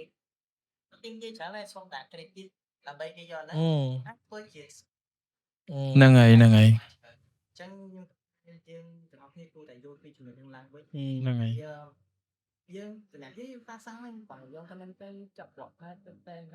តែយើងគួរតែឲ្យតម្លៃគ្នាតិចវានឹងល្អជាង ហ្នឹងហើយ ការឡើងពីខ្លួនយើងឲ្យក្រុមសិលកងយើងពលវាចេញจากខ្លួនឯងអញ្ចឹងមកគេឲ្យតម្លៃមកយើង យល់ យល់ចុយហុងមានអីបន្ថែមហ៎ ចំណែកគាត់គឺដែលដល់ពេលហ្នឹងឡើងចឹងគឺការឲ្យតម្លៃវាក៏ជារឿងសំខាន់តែអាចឬក៏ខាងខ្លួនអាជីពណាការតម្លៃគឺវាដូចជាផ្ដល់នៅអ្វីមួយដែលជាលក្ខខណ្ឌពិសេសទៅដល់អ្នកដែលបានបង្កើតអញ្ចឹងចំពោះ artist នៅពេលដែលខាងអ្នកដែលគាត់តិចខលនឹងយកទៅហើយបានឲ្យតម្លៃឲ្យ credit គាត់ប៉ះជាក្រុមជួយយកអាសបាច់ ហ្នឹងហើយ មុនដំបូងគាត់បានប៉ះពាក្យគ្នាថាអូមិនបានយកទៅ ហ្នឹងហើយ អញ្ចឹងនៅពេលដែលយើងចេះរៀនឲ្យតម្លៃគឺទៅវិញទៅមកវាគឺជាទៀនឬវាគឺក៏វាគឺជាដំណោះស្រាយមួយដល់ល្អវាគេទីកនៅពីទីខដូចប្រទេសខ្មែរដែលយើងទីច្រើនគឺយើងតែផ្ដោតស្នាមញញឹមចេះអត់អន់ឲ្យគ្នាទៅ ហ្នឹងហើយ ខ្ញុំតាមទីគឺលងមួយក្នុងពេលដែលខ្ញុំមានតែថាបាទក៏យើងបាទជួបហើយមុននឹងចឹង ហ្នឹងហើយ យើងចាប់ពីថ្ងៃហ្នឹងទៅមិនថាអាធិឬក៏មិនថាពីឬក៏ថាគិតឡើងតែយើង គួរចេះតែជ្រងគ្នាហើយយើងឲ្យ credit គ្នាទៅវិញទៅមកនៅក្នុងគណៈណាក៏ដោយ ចំពោះខ្ញុំឥឡូវយើងសរុបជារួមវិញណាការពិតយើងមិនអាចនិយាយថាអ្នកណាខុសអ្នកណាត្រូវទេចំណុចហ្នឹងវាជាការយល់ឃើញរៀងខ្លួនប៉ុន្តែបើសិនជាយើងចង់ដោះស្រាយឲ្យថាឥឡូវឲ្យឈ្នះទាំងអស់គ្នាទៅអញ្ចឹងនៅពេលដែលបុគ្គលកនេះយើងដឹងស្រាប់ហើយថាបុគ្គលខគាត់ជា artist ដែលល្បីដែលអីចឹងទៅគាត់អត់បានចំណាយពេលមកតាមដានថាអ្នកណាគេអ្នកបង្កើតហ្នឹងទេគាត់មានការងារផ្សេងចឹងទៅគ្រាន់តែគាត់ស្រឡាញ់ស្នាដៃហ្នឹងគាត់ចង់ print ទុកដើម្បីជាអនុស្សាវរីយ៍ ជាការគោរពអីចឹងទៅ ហ្នឹងហើយ ហើយនៅពេលដែលបុគ្គលកគាត់ដឹងថាអ្នកបុគ្គលខហ្នឹងយកទៅប្រើប្រាស់ដល់ប្រាប់គាត់ហើយគាត់ព្យាយាម share ទៅហើយនិយាយពាក្យពេចន៍អីចឹងទៅមាក់ងាយគេថាគេមិនឲ្យតម្លៃ artist អីចឹងហើយទៅជាកើតជារឿងធំទៀតមានមតិពីធំលើកឡើងអ្នកកាន់ជើងខាងនេះទៅគេថាខាងនោះខុសអ្នកកាន់ជើងខាងនោះថាខាងនេះខុសចឹងអញ្ចឹងបើសិនដំណោះស្រាយគេថាបើសិនជាយើងដឹងហើយថាគាត់យកទៅប្រើប្រាស់យើងអាចឆាតទៅគាត់ private ទៅហ្នឹងហើយប្រាប់ថាបងអានេះposter នេះខ្ញុំជាអ្នកធ្វើអញ្ចឹងទៅអញ្ចឹងខ្ញុំចង់ឲ្យបងជួយដាក់ credit របស់ខ្ញុំ ហ្នឹង អញ្ ហើ ចឹ យ ងទៅឬក៏ mention យើងអញ្ចឹងទៅ យើងនិយាយគ្នាឲ្យដោះស្រាយហើយបុគ្គលខក៏ដូចគ្នាអញ្ចឹងនៅពេលដែលគេទៅនិយាយគេប្រាប់គេជាម្ចាស់ដើមវាយើងទៅ reject មែនច្រើនចោលអារបស់គេយើងគិតថាគេប៉ះមិនបានអញ្ចឹងវាមិនកើតយើងធម្មតាយើងខំធ្វើឡើងដោយចេញពីចិត្តហើយទោះបីជាយើងដាក់ឲ្យប្រើជាសាធារណៈតែយ៉ាងណាក៏យើងគួរតែឲ្យតម្លៃទៅលើម្ចាស់ដើមដែរអូខេអញ្ចឹងក្តៅកកកដែរណាពាក់ព័ន្ធជាមួយនឹងបញ្ហាដែលយើងលើកមកជជែកគ្នាមិញនេះហើយជម្រាបឡើងវិញថាយើងអត់មានជជែកវែកញែកថាខាងណាខុសខាងណាត្រូវទេគ្រាន់តែនិយាយចង់បានឲ្យចំណុចរួមមួយដែលពួកយើងអាចប្រើយកវាធ្វើជាដំណោះស្រាយសម្រាប់បញ្ហាខាងមុខពេលកាលណាកើតមានបញ្ហាអញ្ចឹងយើងរកវិធីជារួមមួយទៅជាជាងឆ្លោះគ្នាក្នុងបណ្ដាញសង្គមវាអត់ចំណេញអីក្រៅពីមានបញ្ហាកាន់តែធំទេអញ្ចឹងចូលដល់អឺរឿងមួយទៀតដែលប្រហែលឆ្នាំមុនយើងបានល្បីដែលមាន poster ដែលប្រើប្រាស់ជាមួយនឹង font អក្សរដែលស្រដៀងទៅនឹង font អក្សររបស់ប្រទេសជិតខាងអញ្ចឹងទៅហើយអាហ្នឹងយើងគ្នាយើងយល់យ៉ាងណាដែរថាតើកត្តាអីដែលធ្វើឲ្យមនុស្សឬក៏មហាជនជាទូទៅគេប្រតិកម្មទៅលើចំណុចហ្នឹងហើយក្នុងនាមយើងជា designer ថាតើយើងគួរជៀសវាងអីខ្លះហើយអាចថាមានកត្តាអីដែលបណ្ដាលឲ្យយើងប្រើប្រាស់ font ទាំងអស់ហ្នឹងអញ្ចឹងលើពីរធីមុនមើល អូខេសម្រាប់កត្តាដែលខ្ញុំយល់ឃើញហើយដែលយើងមើលឃើញទាំងអស់គ្នាថានៅក្នុងហ្នឹងការដែលយើងក្នុងនាមយើងជាអ្នក graphic ម្នាក់យើងតែងតែមាន stylist ទៅលើប្រភេទ font ឬក៏អីជាច្រើននៅក្នុងហ្នឹងទាំងដែលពេលខ្លះទៅយើងអត់បានយល់ដឹងអំពីអាហ្នឹងច្រើនអញ្ចឹងហើយបងប្អូនខ្មែរឬក៏បងប្អូននៅលើបណ្ដាញសង្គមមួយចំនួនដែលឃើញគាត់ប្រតិកម្មទៅលើ font ទៅលើអីហ្នឹងតាមពិតទៅយើងនៅក្នុងហ្នឹងគឺយើងគ្រាន់តែជាការច្នៃប្រឌិតថ្មីរបស់ម្ចាស់ font យល់មានន័យថានៅក្នុងសាច់រឿងហ្នឹងវាមានកលៈមានន័យថាអ្នកបង្កើត font ហ្នឹងដើម្បីយកមកឲ្យអ្នកប្រើប្រាស់ហើយពេលអ្នកប្រើប្រាស់ប្រើទៅវាមានផលប៉ះពាល់ទៅដល់អ្នកបង្កើតអញ្ចឹងកន្លែងហ្នឹងជាបញ្ហាហើយនៅក្នុងហ្នឹងដែរខ្ញុំឃើញបងដែលគាត់ជាអ្នកម្ចាស់ font ក៏គាត់បានចេញបកស្រាយទៅលើនឹងដែរថាសិទ្ធិនៃការប្រើប្រាស់គឺគាត់បានដាក់ប្រើប្រាស់ឲ្យយើងប្រើប្រាស់សេរីទេតែគាត់ថាក្នុងចេតនាណាមួយយើងគាត់អត់បានលូកដៃនៅក្នុងរឿងហ្នឹងទេហើយបើសិនជាថា font ហ្នឹងដូចជា font បងប្អូនឬក៏ font ប្រទេសជិតខាងរបស់យើងហ្នឹងហើយខ្ញុំសុំកាត់បន្តិចថាពេលហ្នឹងគឺអ្នកដែលគាត់ធ្វើ font ហ្នឹងគាត់បាននិយាយថា font មួយហ្នឹងគឺ inspire មកពីអក្សរអង់គ្លេសទេមិនមែនជា font ទៅinspire មកពី font របស់ប្រទេសជិតខាងអីទេតែយើងពិបាកដែរដោយសារតែវាអាចថាយើងមើលទៅវាស្តៀងអញ្ចឹងទៅបានប្រជាជនយើងប្រតិកម្មច្រើនហ្នឹងហើយមួយវិញទៀតខ្ញុំសូមជ្រាបទៅលើនឹងបន្តិចអាស្រ័យទៅលើ font នេះដែរវាអាស្រ័យទៅលើប្រភេទ mood នៃរឿងដូចខ្ញុំនិយាយដដែលពី case ដំបូងដែលយើងបានជជែកវែកញែកគ្នាមកថាដោយសារតែពួកយើងជាអ្នកធ្វើ poster ប្រភេទ film អញ្ចឹងទៅនៅក្នុងហ្នឹងគឺ mood សំខាន់តាំងគ្រប់កន្លែងគ្រប់ចន្លោះទាំង font ទាំងអីទាំងអស់បើ font ហ្នឹងមើលទៅអត់ឲ្យអារម្មណ៍យើងបើថាយើងធ្វើរឿងស្នេហាបែបកំ pl ែងមួយយើងមិនត្រូវការ font ដែលវាមើលទៅវាខ្ជូតបែបកំ pl ែងមើលទៅវា creative នៅក្នុងហ្នឹងអញ្ចឹងទៅវាជាកត្តាដែលជំរុញឲ្យគាត់អ្នកធ្វើហ្នឹងដាក់ទៅលើ font មួយហ្នឹងដែរហើយអានេះចង់ជ្រាបឡើងវិញថាពេលខ្លះយើងជា graphic designer មិនតែចង់ធ្វើអញ្ចឹងឲ្យមានបញ្ហាដល់ខ្លួនដល់ហ្នឹងហើយកេរ្តិ៍ឈ្មោះរបស់យើងទេតែដោយសារតែយើងត្រូវការប្រើប្រាស់ font ណាដែលវាស៊ីជាមួយនឹងសាច់រឿងរបស់យើងទៅឲ្យវាបង្ហាញ mood មើលទៅអារម្មណ៍ទៅវាដូចជា mood សាច់រឿងដែលគេផ្ដល់មកឲ្យអ្នកមើលអញ្ចឹងយើងប្រើ font ឲ្យវាស៊ីគ្នាអញ្ចឹងហើយមានអ្នកខ្លះថាយើងធ្វើអញ្ចឹងដើម្បី marketing អីចឹងទៅដូចរបស់ប្រទេសជិតខាងអីចឹងដើម្បីទាញ engagement ទាញមនុស្សឲ្យមកចាប់អារម្មណ៍ poster ហ្នឹងយើងបកស្រាយថាมันពួកយើងជា graphic designer យើងមិនគិតអញ្ចឹងទេមិនគិតដល់ហ្នឹងទេយើងធ្វើក្នុងន័យឲ្យអ្នកមើលគាត់ទទួលបានអារម្មណ៍ពី poster ដែលពួកយើងបានធ្វើហ្នឹងហើយ ថានៅពេលដែលគាត់យើងធ្វើឲ្យគាត់ទទួលបានអីពី poster យើងនឹងទៅវិញ ចាំមានចំណុចចាញ់និយាយថាមាន case ករណីណាខ្លះដែលយើងធ្លាប់បានឃើញដែលយើងគិតថារបស់ទាំងអស់ហ្នឹងគឺសិតតែល្មើសទៅនឹងក្រមសីលធម៌ពាក់ព័ន្ធមួយការ design ហ្នឹង ខ្ញុំឃើញ case មួយដែលឃើញមួយរយៈមុនដូចគ្នាដែលនៅលើបណ្ដាញសង្គមហើយមានបងប្អូនយើងមួយចំនួនដែលគាត់ទៅ screenshot ឬក៏គាត់ទៅ define មានន័យថាចាំចាប់អាហ្នឹងហើយខ្ញុំឃើញគេទៅ scan យកអារូប poster មួយហ្នឹងទៅ scan នៅក្នុង website ហើយវាចេញមកហើយគេមកចាប់យើងថាមិនបានយើងយករូបហ្នឹងប្រើដោយអត់មានការអនុញ្ញាតឬក៏អីអញ្ចឹងណាហើយមួយវិញទៀតពាក់ព័ន្ធជាមួយនឹង case ដែលយើងយករូបពី website យកមកប្រើហ្នឹងតើវាអាចមានផលប៉ះពាល់អីអត់ឬក៏វាខុសនៃក្រមសីលធម៌ដែរអត់ ក៏ប៉ុន្តែនេះតាមគំនិតខ្ញុំផ្ទាល់ហ្មងគឺបើសិនជារូបភាពដែលគេដាក់លក់ឧទាហរណ៍ថាមិនមែនជារូប free ទេហើយយើងយកមកប្រើប្រាស់ដល់មកមានគេ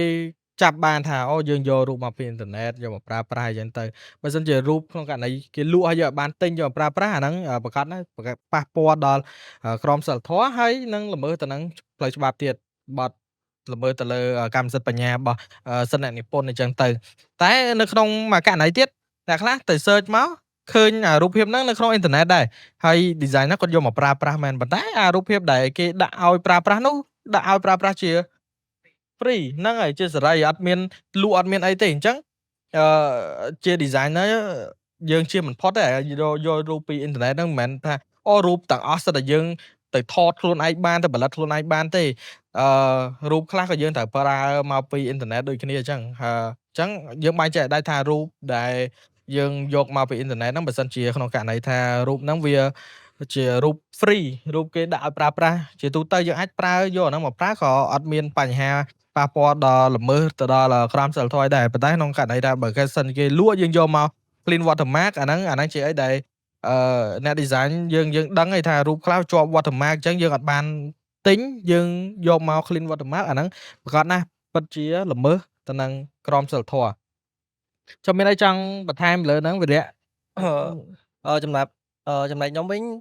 ចំណុចដែលខ្ញុំចង់បន្ថែមគឺមិញមកឯងនិយាយពាក់ព័ន្ធទៅលើការយករូបភាពពីអ៊ីនធឺណិតមកប្រើប្រាស់បើយើងគិតទៅស្មើឥឡូវគឺ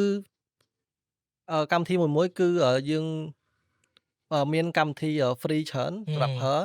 ពាក់ព័ន្ធជាមួយរូបភាពពាក់ព័ន្ធទៅលើ element ផ្សេងពាក់ព័ន្ធទៅលើ file ទៅលើ plug in សម្រាប់កម្មវិធី design ទាំងអស់ហ្មងគឺភាគច្រើនគឺយើងអាច down free បានតាម website មួយចំនួនដែលយើងអាច research បានអញ្ចឹងបាទហើយសម្រាប់អ្នកដែលចាប់កំហុសរបស់ designer ពេលខ្លះគាត់អត់មានចំណេះដឹងខាងហ្នឹងច្រើនអាហ្នឹងខ្ញុំនិយាយចឹងហ្មងដោយសារគាត់ចាំតែចាប់យើងទេគាត់ដឹងថាយើងធ្វើអីខ្លះបានរូបហ្នឹងមកពីណាយកមកពីណាទេអញ្ចឹងរូបខ្លះរូប free រូបវា free តែគាត់ចាប់ថាយើងយករូបពីអ៊ីនធឺណិតមកហ្នឹងហើយអញ្ចឹងអាហ្នឹងអត់យល់ចំណុចហ្នឹងដែរក៏វាពិបាកដែរដោយសារគាត់អត់ប្រឡូកក្នុងវិស័យហ្នឹងគាត់អត់ដឹងថាការ design ហងៃគឺវាមាន website ច្រើនដែលយើងអាចយករបស់មកប្រើប្រាស់បានព្រោះសារគេថតគេសម្រាប់ឲ្យយើងប្រើជា free ជាអីហើយតែអាហ្នឹងបើពាក់ព័ន្ធទៅលើ product គឺយើងអាចធ្វើការថតខ្លួនឯងបានដោយសារពេលខ្លះយើងយកពីអ៊ីនធឺណិតមកក៏រូបផ្សេងហ្នឹងហើយរូបផ្សេងតែ product យើងយកទៅគឺវាខុសអញ្ចឹងពេលតែ customer ទិញទៅគេនឹងមានការក្រោយអាហ្នឹងពាក់ព័ន្ធមួយការល្មើសទៅលើក្រមសីលធម៌យើងបំភាន់រូបហ្នឹងបំភាន់កាមេរ៉ាបានលើកឡើងពីអូបំពីទៅលើទឹកចិត្តរបស់អ្នកទិញអញ្ចឹងហ្នឹងហើយយើងជិះវាអាហ្នឹងមួយដោយសារខ្ញុំឃើញភាគច្រើនទៅលើ poster លើ app កំងហាផ្សេងអញ្ចឹង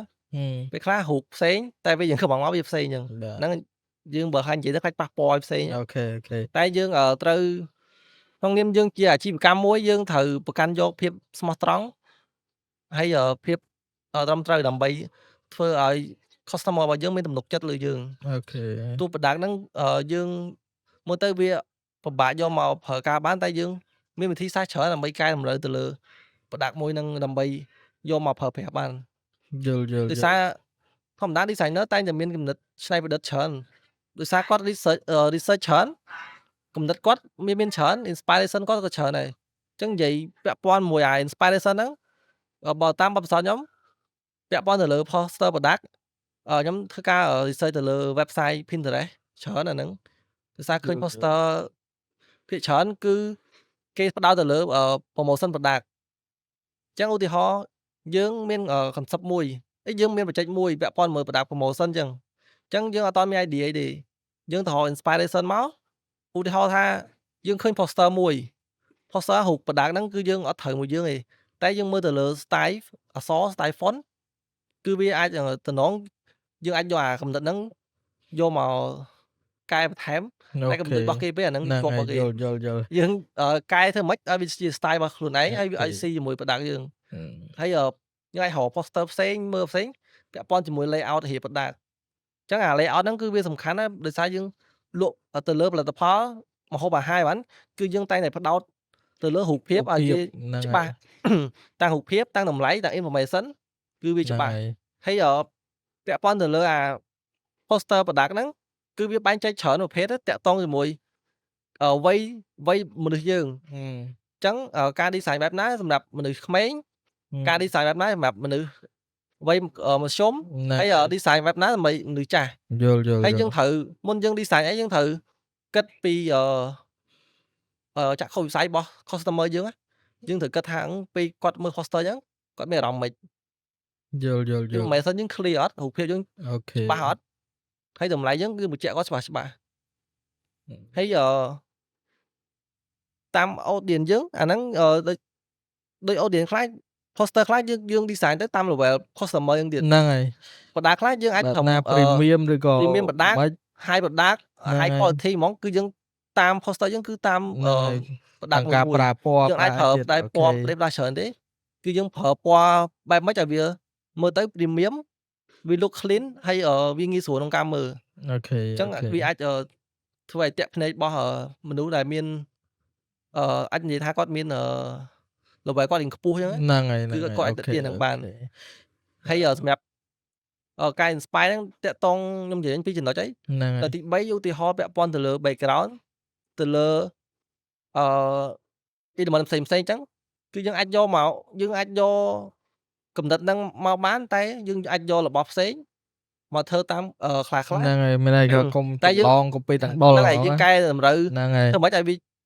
មើលទៅវាជារបស់យើងហើយយល់វាចូលជាមួយ product យើងមើលទៅវាអូខេយល់ហ្នឹងពាក់ព័ន្ធមួយការធ្វើ poster product បាទអរគុណច្រើនចោះវត្តមានអីបន្ថែមចឹងខ្ញុំនិយាយពីdesign លើ poster មួយចឹងឥឡូវដូចថាសប្តាហ៍ថ្ងៃដូចឥឡូវអ្នកលក់ទូរស័ព្ទលក់កុំព្យូទ័រអីទូទៅចឹងពេលខ្លះគាត់អត់សូវមានចំណាយនៅលើ poster អញ្ចឹង poster មួយមួយខែគាត់ត្រូវកែម្ដងដើម្បី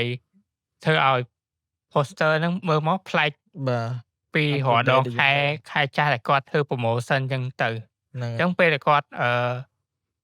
ធ្វើ poster មួយហើយតមកគាត់អង្គុយគិតថាតើ poster នៅលើ product ហ្នឹងគាត់ចង់ផ្ដោតទៅលើអីទី1promotion ទី2តម្លៃច្បាស់លាស់ដើម្បីឲ្យភ្ញៀវគាត់មើលទៅតាក់ទាញហើយមួយទៀតពេលខ្លះគាត់អត់សូវបាន design poster ទេតែគាត់មានការច្នៃប្រឌិតទៅលើថតរូបអញ្ចឹងដូចថាយើងយក product ហ្នឹងមួយថតមួយថូបការឬក៏មានធម្មជាតិអីមួយអញ្ចឹងទៅនិយាយទៅ background ដែលគិតថាគេអាចធ្វើបានណាតែយើងធ្វើបានយើងបង្កើតថ្មីហើយហ្នឹងវាជាយើងយករបស់គេយើងថតថ្មីហ្នឹងទៅហ្នឹងហើយអាហ្នឹងវាជាកម្មសិទ្ធិរបស់យើងផ្ទាល់យើងធ្វើបានមុនគេជាកំណត់ល្អដែលយើងអត់ធ្លាប់ធ្វើមុនអញ្ចឹងហ្នឹងហើយអូខេអរគុណច្រើនចុះខេមរិនពាក់ព័ន្ធមួយ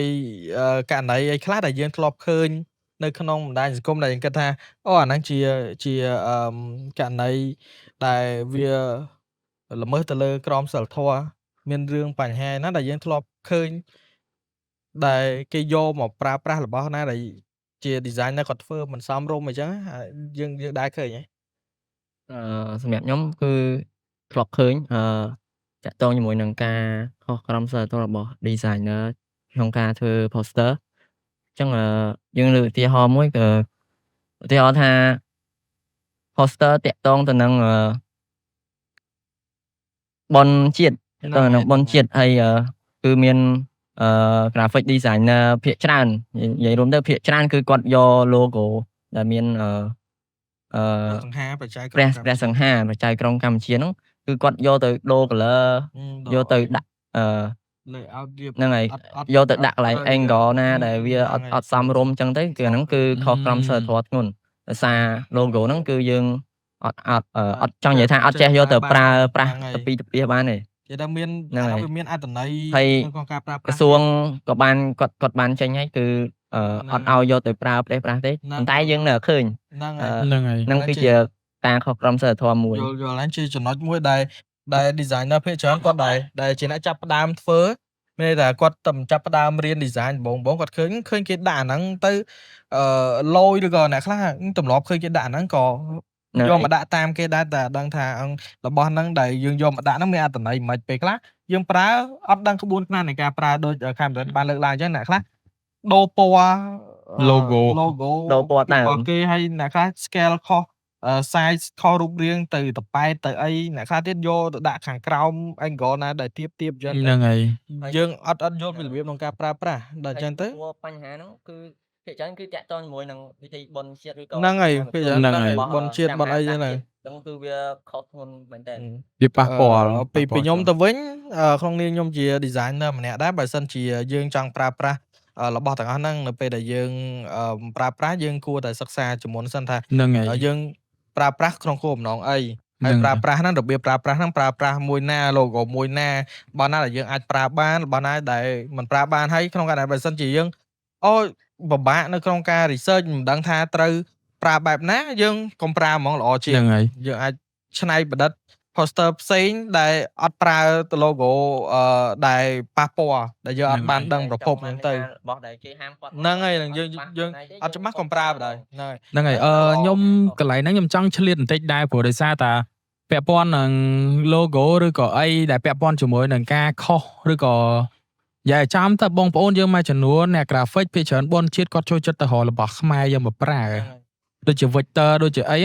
បាច់ខ្មែរក្បាច់អីប៉ុន្តែខ្ញុំឃើញមានភាគរយច្រើនដែលបងប្អូន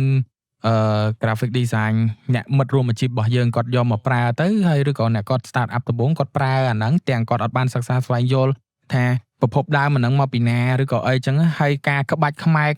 បន្តិចមកកងុកឬក៏ឧទាហរណ៍ដូចរូបអាសូរ៉ាឬក៏អីចឹងទៅមានការឃើញប្រើខុសច្រើនហើយវាមិនមែនដល់ពេលអញ្ចឹងទៅវាមិនមែនជារបស់ខ្មែរយើងវាទៅជារបស់បងប្អូនប្រទេសជិតខាងវិញហើយដោយសារតែវប្បធម៌ពីស្តៀងគ្នាអញ្ចឹងត្រូវការបងប្អូន graphic design មិត្តរួមអាជីពយើងជាយាមស្វែងយល់អានឹងបន្ថែមឲ្យវាកាន់តែស៊ីជម្រៅទៅលើបណ្ដារបស់យើងថាតើរបស់យើងនឹងប្រើបានឬទេហើយតើអានឹងវាជារបស់ខ្មែរយើងអត់ព្រោះដោយសារនៅលើតាម website មួយចំនួនវាងាយក្នុងការមើលច្រឡំគ្នាមែនតើ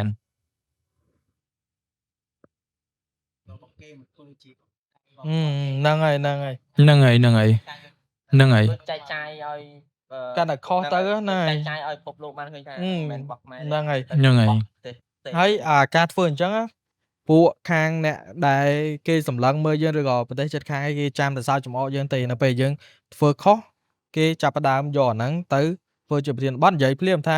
យើងចម្លងគេចេះចម្លងគេចោះសំបីតែរូបភាពឬក៏ក្បាច់អីហ្នឹងក៏យើងអត់ធ្វើខ្លួនឯងដែរអញ្ចឹងបើសិនជាយើងចង់ធ្វើបែបវប្បធម៌បែបអីលើកមុនយើងឃើញមានច្រើនដែលពាក់ព័ន្ធមានច្រើនខោលអីហ្នឹងយើងអត់ដឹងថាមួយណាជាតួអង្គនៅក្នុងល្ខោនខោខ្មែរយើងយកមកទៅយកតួអង្គពីល្ខោនផ្សេងពីប្រទេសជិតខាងយកមកធ្វើហើយយើង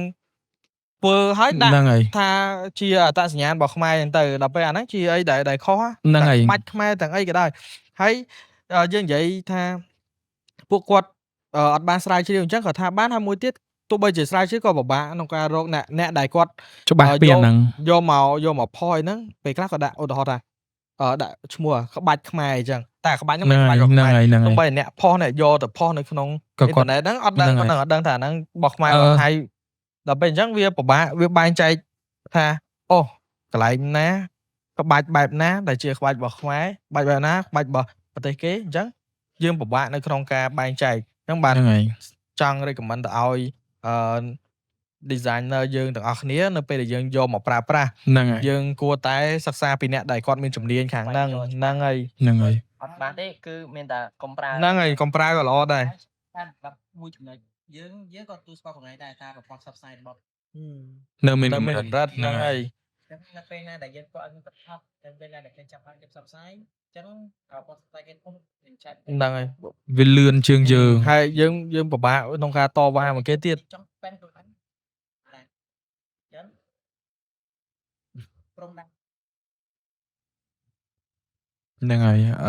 វាអត់អីទេគ្រាន់តែចង់recommend ឲ្យបងប្អូនរបស់យើងទៅស្វែងយល់ពីអានឹងបន្ថែមទៅទៀតព្រោះដោយសារតែមួយរយៈក្រោយអីដែលខ្ញុំមើលឃើញការប្រើប្រាស់ក្បាច់ខ្មែរមួយទៀតទៅដល់បងប្អូនអាជីវករដែលគាត់ទៅ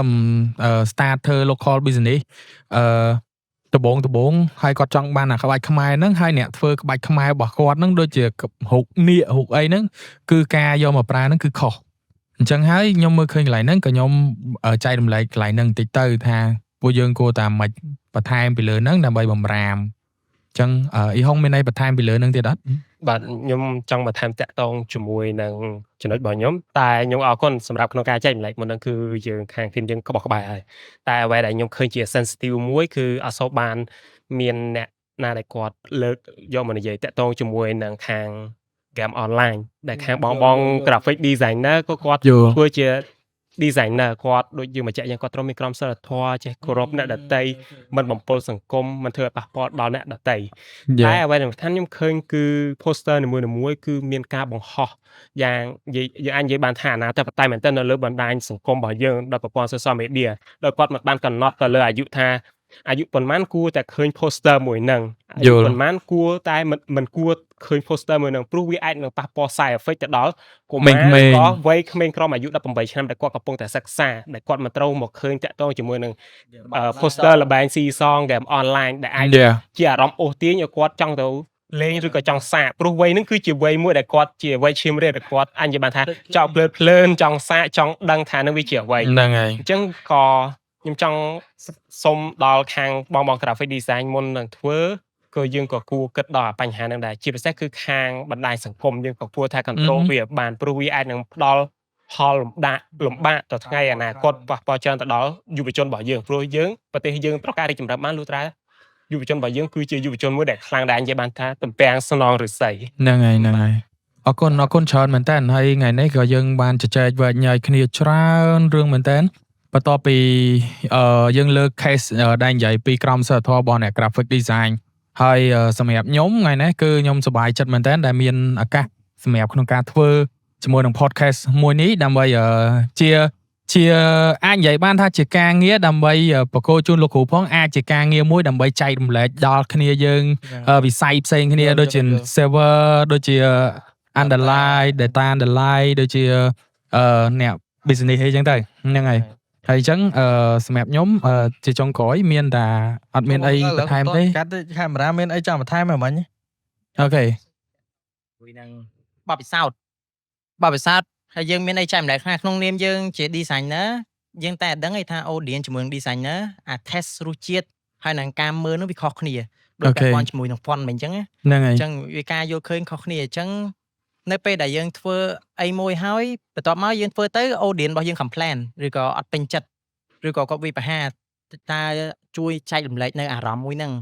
ចែករំលែកនៅអារម្មណ៍ហើយនឹងដំណោះស្រាយដើម្បីឲ្យ អូខេ បងប្អូនចំនួនក្រោយដែលគាត់ធ្វើជា designer ហ្នឹងគាត់ត្រូវទប់ស្កាត់ឬក៏ប្រយ័ត្ននៅក្នុងចំណុចអីខ្លះដើម្បីកុំឲ្យទៅជួបបញ្ហាដែលយើងធ្លាប់បានជួបដែលវាអាចនិយាយបានថាអាចវាប៉ះពាល់អារម្មណ៍យើងដែរដោយសារយើងយកទឹកចិត្តទៅធ្វើ ហ្នឹង ហើ ហើយ យធ្វើហើយយើងទទួលបានការស្អប់ការមិនពេញចិត្តការរិះគន់អញ្ចឹងចង់ឲ្យចែកម្លែកនៅបបផ្សោតមួយហ្នឹង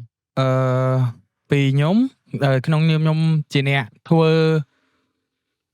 designer ម្នាក់នៅក្នុង film ខ្ញុំអាចចែកម្លែកបទពិសោធន៍បន្តិចបានព្រោះដោយសារខ្ញុំអ្នកជួបអារម្មណ៍នឹងច្រើនជាងគេនៅក្នុងការប៉ះពាល់មានន័យថារបស់ខ្លះយើងអត់មានចេតនាក្នុងការយកអារបស់ហ្នឹងទៅដាក់ឯងប៉ុន្តែយើងផ្ទុយមកវិញយើងត្រូវអរគុណគាត់ដែលគាត់មើលឃើញពីចំណុចមួយហ្នឹងហើយយើងត្រូវតែបើកហ៊ានបើកចិត្តទទួលយកព្រោះជាទូទៅជារួមមកអ្នក graphic របស់យើងស្គាល់គ្នាគឺស្រឡាញ់គ្នាមែនតើ មិនថា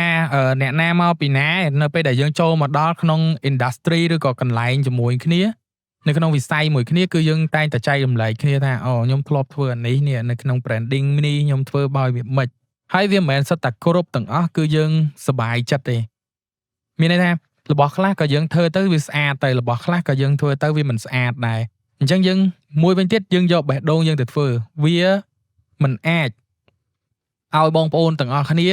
ឬក៏ឲ្យជា audience របស់យើងមើលមកស្រឡាញ់របស់យើងទាំង100ទេវាត្រូវតែមាននៅក្នុងនឹងយើងត្រូវតែបើកចិត្តទទួលថាក្នុងចំណោម10វាមាន2ឬក៏3ហើយដែលមិនពេញចិត្តអាហ្នឹងអញ្ចឹងយើងត្រូវតែទទួលស្គាល់កន្លែងហ្នឹងហើយសម្រាប់ការ start up ដំបូងសម្រាប់បងប្អូនដែលគាត់tâmរៀន start up ទៅលើ graphic ថ្មីមើលឃើញថាការដែលធ្វើហ្នឹងភាគច្រើនប៉ះពាល់អារម្មណ៍ផ្លូវចិត្តច្រើនមែនតើអញ្ចឹងត្រូវតែព្យាយាមសម្រួចអារម្មណ៍ផ្លូវចិត្តខ្លួនឯងហ្នឹងឲ្យល្អបន្ថែមពីលើនឹងទៀតព្រោះដោយសារតែជួនកាលយើងប្រឹងធ្វើអាហ្នឹងយើងប្រឹងធ្វើគេដើរមកដល់ poster ហ្នឹងអត់ស្អាតហងនេះសុំការនេះតិចយើងអស់អារម្មណ៍ធ្វើលេងយកហ្មងអញ្ចឹងហើយកន្លែងហ្នឹងគឺយើងត្រូវតែខ្លាំងហើយយើងត្រូវតែតាំងចិត្តមែនតើពីខ្ញុំទៅខ្ញុំមានប្រប៉ុណ្្នឹងសម្រាប់ចែកម្លែកដល់គ្នាយើងក្រោយៗហើយដែលជួបនៅអារម្មណ៍ដែលថាយើងផុសទៅលើបណ្ដាញសង្គមឲ្យគេប្រតិកម្មគេមានគេចាប់នេះចាប់នោះតាមពិតវាប៉ះពាល់ផ្លូវអារម្មណ៍មែនតែនដែរប៉ុន្តែគ្រាន់តែយើងត្រូវតែដឹងថាអូខេយើងមិនអាចប្រកបចិត្តគេបានទេយើងត្រូវធ្វើចិត្តឲ្យរឹង ហ្នឹងហើយហើយ ទទួលយក ហ្នឹងហើយហើយអីដែលខុសគឺលើកក្រោយមកទៀតយើងកុំឲ្យវាមានកំហុសនឹងកើតឡើងម្ដងទៀតតែប៉ុណ្្នឹង អូខេអរគុណ អូខេ ចឹងដូចយើងបានជជែកគ្នាយ៉ាងយូរដែរហើយពាក់ព័ន្ធមួយក្រមសីលធម៌នៃការរចនារូបភាពឬក៏រចនា graphic អីផ្សេងៗហើយឥឡូវយើង conclude វាមកវិញមានន័យថាសរុបវាជារួមអ្នក design គ្រប់រូបគឺគួរតែមាននៅក្រមសីលធម៌វិជ្ជាជីវៈនៅក្នុងការផលិតមាតិកាឬក៏ធ្វើ poster ផ្សេងៗមិនមែនថាយើងគ្រាន់តែចេះ design យើងអាច design របៀបមិនក៏បានដែរយើងក៏គួរតែសិក្សាស្វែងយល់ថាតើទង្វើណាដែលជាទង្វើត្រឹមត្រូវទង្វើណាដែលជាទង្វើដែលមិនគួរធ្វើហើយយើងព្យាយាមផ្លាស់ប្ដូរម្ដងបន្តិចទៅដូចថាពួកខ្ញុំទោះបីជាពួកខ្ញុំជា graphic designer មែនក៏មិនប្រកាសថាពួកខ្ញុំកាន់បានជាប់ជួនតែល្មើសទៅលើក្របសីលធម៌ដែរហើយណាដែលពួកខ្ញុំអាចផ្លាស់ប្ដូរបានខ្ញុំព្យាយាមផ្លាស់ប្ដូរហើយកន្លែងណាអាចចែកពីផលវិបាកនៃការល្មើសទៅលើក្រមសីលធម៌ហ្នឹងខ្ញុំនឹងព្យាយាមចែកម្លែកទៅតាមអីដែលពួកខ្ញុំយល់ឃើញដោយដែលពួកយើងបានលើកឡើងហើយនឹងជជែកគ្នានៅខាងដើមអំបញ្ញមិញហ្នឹងអញ្ចឹងជាចុងក្រោយពួកយើងមានអីបន្ថែមទៀតអត់ក៏អត់ទេពីខ្ញុំទៅដូចជាអត់មានទេ ដូចជាអស់ អូខេអញ្ចឹងដោយសារតែយើងធ្វើយ៉ាងយូរដែរចុងក្រោយយើងមានតែជំរុញឲ្យអ្នកទាំងអស់គ្នាព្យាយាមទាំងគ្រប់វិស័យមិនថាតែវិស័យ graphic designer ទេគ្រប់វិស័យទាំងអស់ព្យាយាមកត់សម្គាល់ទៅលើក្រមសីលធម៌របស់ខ្លួនឯងទោះបីជាគេមិនបានចែងថាយើងត្រូវធ្វើនេះធ្វើអញ្ចេះធ្វើអញ្ចោះដូចជាច្បាប់ដែលយើងបានចែងក៏ដោយប៉ុន្តែរឿងខ្លះយើងសិក្សាទៅថាធ្វើទង្វើណាដែលល្អទង្វើណាដែលជាភាពត្រឹមត្រូវយើងធ្វើឡើងទៅបើសិនជាយើងគិតថាទង្វើណាដែលវាមិនល្អប៉ះពាល់ដល់ប្រយោជន៍នរណាម្នាក់យើងគួរតែកុំធ្វើរឿងទាំងអស់ហ្នឹងអូខេអញ្ចឹងពួកខ្ញុំមានតែប៉ុណ្្នឹងទេចុងក្រោយសូមអរគុណចំពោះលោកគ្រូដែលបានស្ដាប់ podcast មួយនេះហើយអរគុណអ្នកទាំងអស់គ្នាដែរបើសិនជាមានអ្នកមិត្តរួមថ្នាក់ឬក៏អ្នកណាដែលគាត់បានចូលរួមស្ដាប់ហើយមានតែប៉ុណ្ណឹងសូមអរគុណហើយសូមគោរពលា